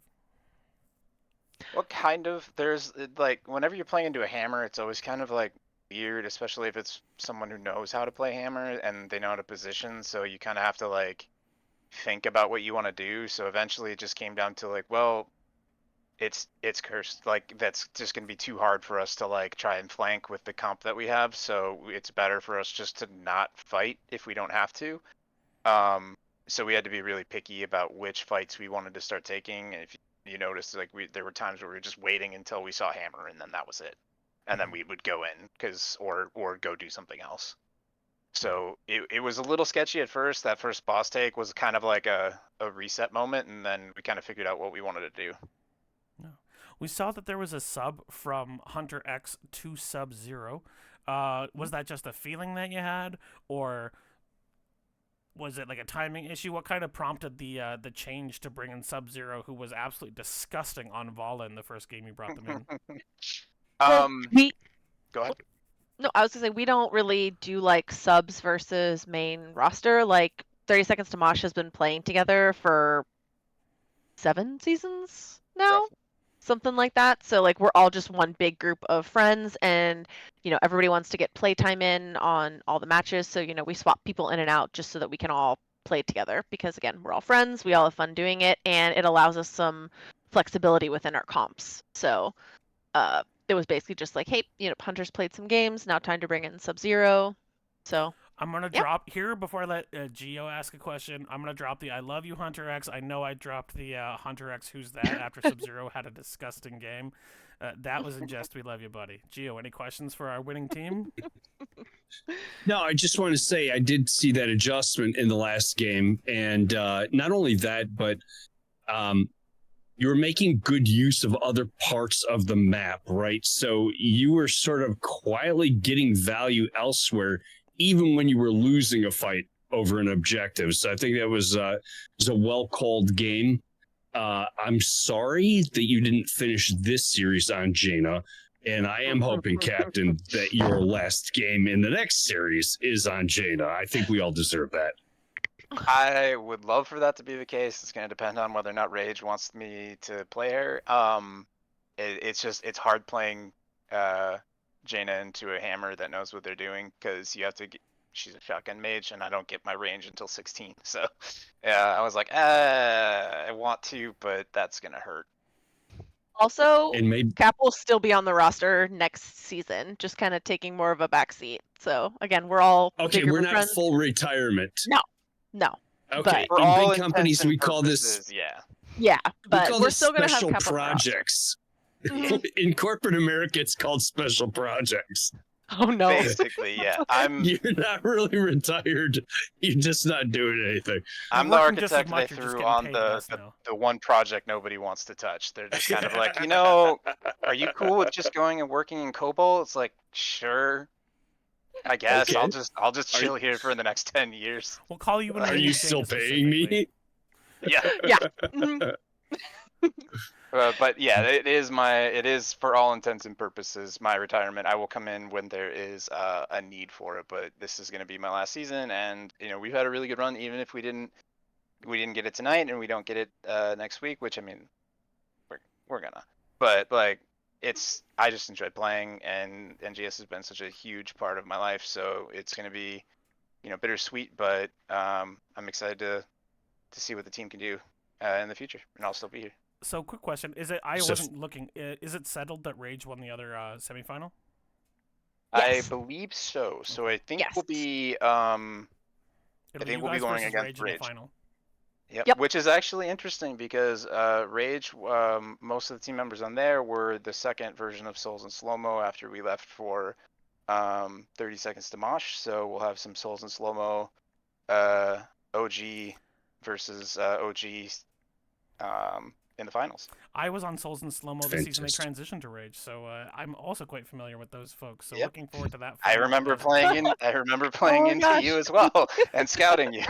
Yeah, exactly. So game one went, I think, 27 minutes or something along those lines. Both teams looked like they were starting to get very, very cautious, trying not to make the next mistake there. I believe it was Garden of Terror. But I got to shout out Rocker. Her Blaze, now her Sonya wasn't great in game two, but her Blaze in all the other games was so on point. We gave her a lot of shout outs. But going back to that game, now, yes, there were some huge jet propulsions that helped finish it out, but where were you guys in terms of thought process when the game was getting really late, when every time there was a pick, there was a chance the game could be over? Where were you guys? Like, or what was the mood on the team as the game was getting really late and it's starting to get tense?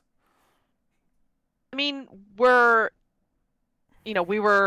it's definitely a map that can go late, can go long, we knew that, and we worked a lot on our comms and stuff to like keep the mood upbeat, to keep everyone focused and going no matter how long it goes. So yeah, we were playing a little cautiously, trying to prevent mistakes, but staying hype and saying, hey, like, all it takes is one more fight or just one little pick or one, whatever to turn the tide of this match. So, we're all getting tired, but we're trying to stay hype and, just keep the comms as upbeat and as focused as possible.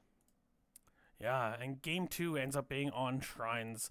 Again, a map that ends up looking really even for big chunks of it. They start to roll in the late game, and the later the game goes, just the harder. Like after 20, they seem to just win fight after fight after fight. Is there something that you feel like you didn't quite connect as well as you'd like to as a team in that one, or do you just feel like the draft they had kind of forced you to reset? It was a lot of the draft. Like it was really hard to go when you're on Infernal Shrines and they have a diva, especially a diva who takes bunny hop, you kind of have to wait for the bunny hop because it's unstoppable and it just kind it's a really good counter engage. So if Hmm. diva's in the 4-man, you have to plan for the counter engage. And when you have a Garrosh, like Garrosh wants to go in, and Farf was doing his thing, so we had to kind of play around it. But unfortunately, it's just the coordination gets really difficult when you have some backliners. And I mean, we had Luna and Tychus. We did something a little bit different in there that maybe we weren't 100% ready for. But I mean, I think it would have worked had we changed up how we thought about the match or thought about that game. So it's one of those ones where it's like, yeah, it's a good one to take our medicine on and go review it and see what we could have done differently. But it went like almost pert near 30 minutes. So Yeah, I feel like Born like to Shine's Anduin still has a diva mech print on its face. Um, Yeah. game might 3, have might have some PTSD. game 3, Farf's Diablo led the team in damage, and for a good chunk of game 4 as well. He actually may have finished with top damage in game 4 for your team. Let me double check. He does. Oh. How nutty is that man's Diablo, and how much of just I mean, once you unbottled the Lord of Terror and he just went ham, helped by Rocco's Blaze. I mean, how easy does that kind of super consistent, super aggressive frontline make the life for Captain Born to Shine and Sub Zero? Listen, we don't well, need to inflate Farf's ego anymore. So, do you know the story of Pandora's box? Because it's basically that's Farf's Diablo. It's one of those ones where you just kind of go Farf, go, and then you just pray that you're there when he goes.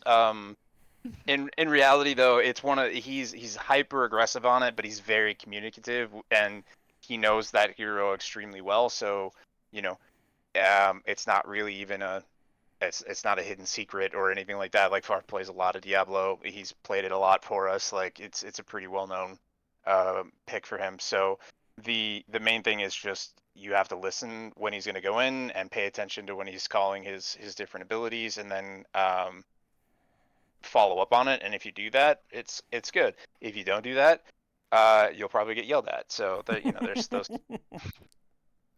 things. But it's a trip, and you just kind of hang on and you grab your own shit handle and you go. So I have one more question, then I'll hand it over to Gio if he has any. It seemed like Brightwing was a huge priority. Neither team willing to ban it, but both. I knew going in, Born to Shine loves it. I didn't know what Galactos's preference was, but it seemed like they picked. I think 3 of the 4 times, and you first picked it the other time. Do you guys really feel like Brightwing is that great of a hero, or is it just something that you feel like both heroes are really comfortable on? Probably a little both. The thing about Brightwing is when there's a good Brightwing, it makes an off-lane gank very difficult, and when you have a squishy, it's like what Shank likes to play usually in the offlane. It makes it really tempting to go for it. But in the draft, as soon as they pick Brightwing, it's like, okay, well, I verbally say like, okay, well, we can't really go for a gank here. We might be able to like scare them, distract them, and get the telly off at the right time, but we're not. We're probably not getting a gank here, so we have to make sure that it's really worth it when we're doing that.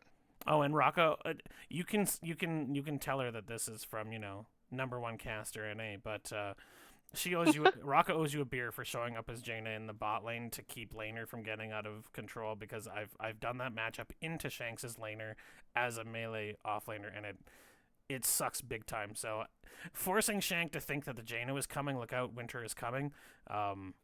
Rocco owes you one there. Gio, any questions for this for our team going to the finals? No, you covered it. It was a pleasure to watch. I appreciate you you opening yourself up to a co-caster, Omster, and congratulations again to 30 Seconds to Mosh. GG, well played to Yavapai. It was a hell of a match. Great ride. Do you guys have Thank any you. shout-outs you'd like to give before we give this streamer a wrap? Babe, go ahead. Shout out first and foremost to the team, of course. Y'all put in the work this season and it shows.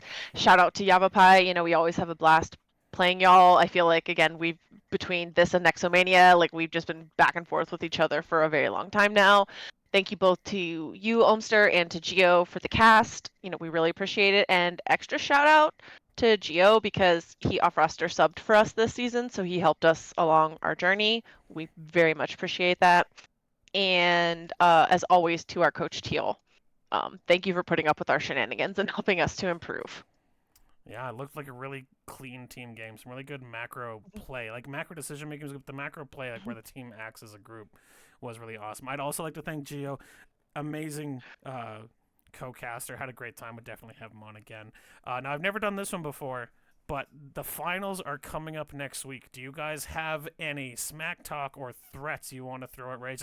Any, what's the word they call it? Any whiteboard material for your opponents? Or are you going to go in classy? It's up to you. I mean, I'll just say this. Let's have a good, fun, clean game. Rage is another team. We have played against them quite a lot in between Nexomania and NGS. So, we've all played against each other. We're familiar with each other's plays and hero pools and stuff. So they're going to be fun games. No shit talking. Let's just, have the two versions of Souls and Slow-Mo face off. Looking forward to it. Thank you so much. Like Gio said, congratulations. Awesome 3-1 series. You guys definitely earned it. Thanks for coming in for the interview. We appreciate it. And thank you so much to Gio for being a top-notch co-caster. That flow was sick. And I just feel like every playoff game needs two casters to cover the epicness of it. So thanks, guys. Yeah, thanks. Have a good night. Thank you. Yep. Have a good night, guys. Good night. Appreciate you, Omster. So that is going to be it for our Div E NGS Season 19. I think this is a quarterfinal or a semifinal. Anyway, it is the match before the finals. Next week, Semis. Rage has overcome... Who were they playing now? They were playing... I saw it and I have forgotten because my brain is... Wasn't Habitual Line Steppers, was it? I think it was. Yeah. Yeah. Yes, Habitual Line Steppers Should be. Oh, no. Yeah, because they beat us. Yeah. So Habitual Line Steppers play Rage. Rage comes out on top. So next week will be really aggro ghoul elites playing up against 30 Seconds to Mosh, the number 1 and 2 teams out there. We're going to have Farfoot Nugan up against Honey Badger, both excellent tanks in their roles. We're going to have, two cool captains in Born to Shine and K4K making, great draft calls. And we're going to see some amazing macro. Sounds like Teal has really upped 30 Seconds to Mosh's game, and I know that Honey Badger's a very confident shot caller for really aggro ghoul elites, so it should be an amazing match. I hope that they put me on it. I did request Div E because I am a Div E fella, but we will see. Once again, thank you so much to both these teams. Amazing, amazing play from Yavapai. Loved they brought the fire with their hammer Artanis in their elimination game. That shows all sorts of courage and trust in each other. Love it. And again, not to glaze too hard, but thank you to Gio. Awesome co-casting. Can't wait to do it again, my friend. My pleasure. Thank you so much for opening that up. I really appreciate you giving me the opportunity, and I enjoyed every second of it. Thank you. Well done. So that will be it for us tonight, guys. 3-1 victory for our team, 30 Seconds to Mosh. Now, they did not play ETC, so they might have to go into their series versus Rage down 1 game. You have to punish them somehow for not bringing the ground beef. But that will be it for us tonight. Thank you so much here on NGS 2. I hope you all have a great night, a great week ahead of you, and go enjoy yourself some Heroes of the Storm.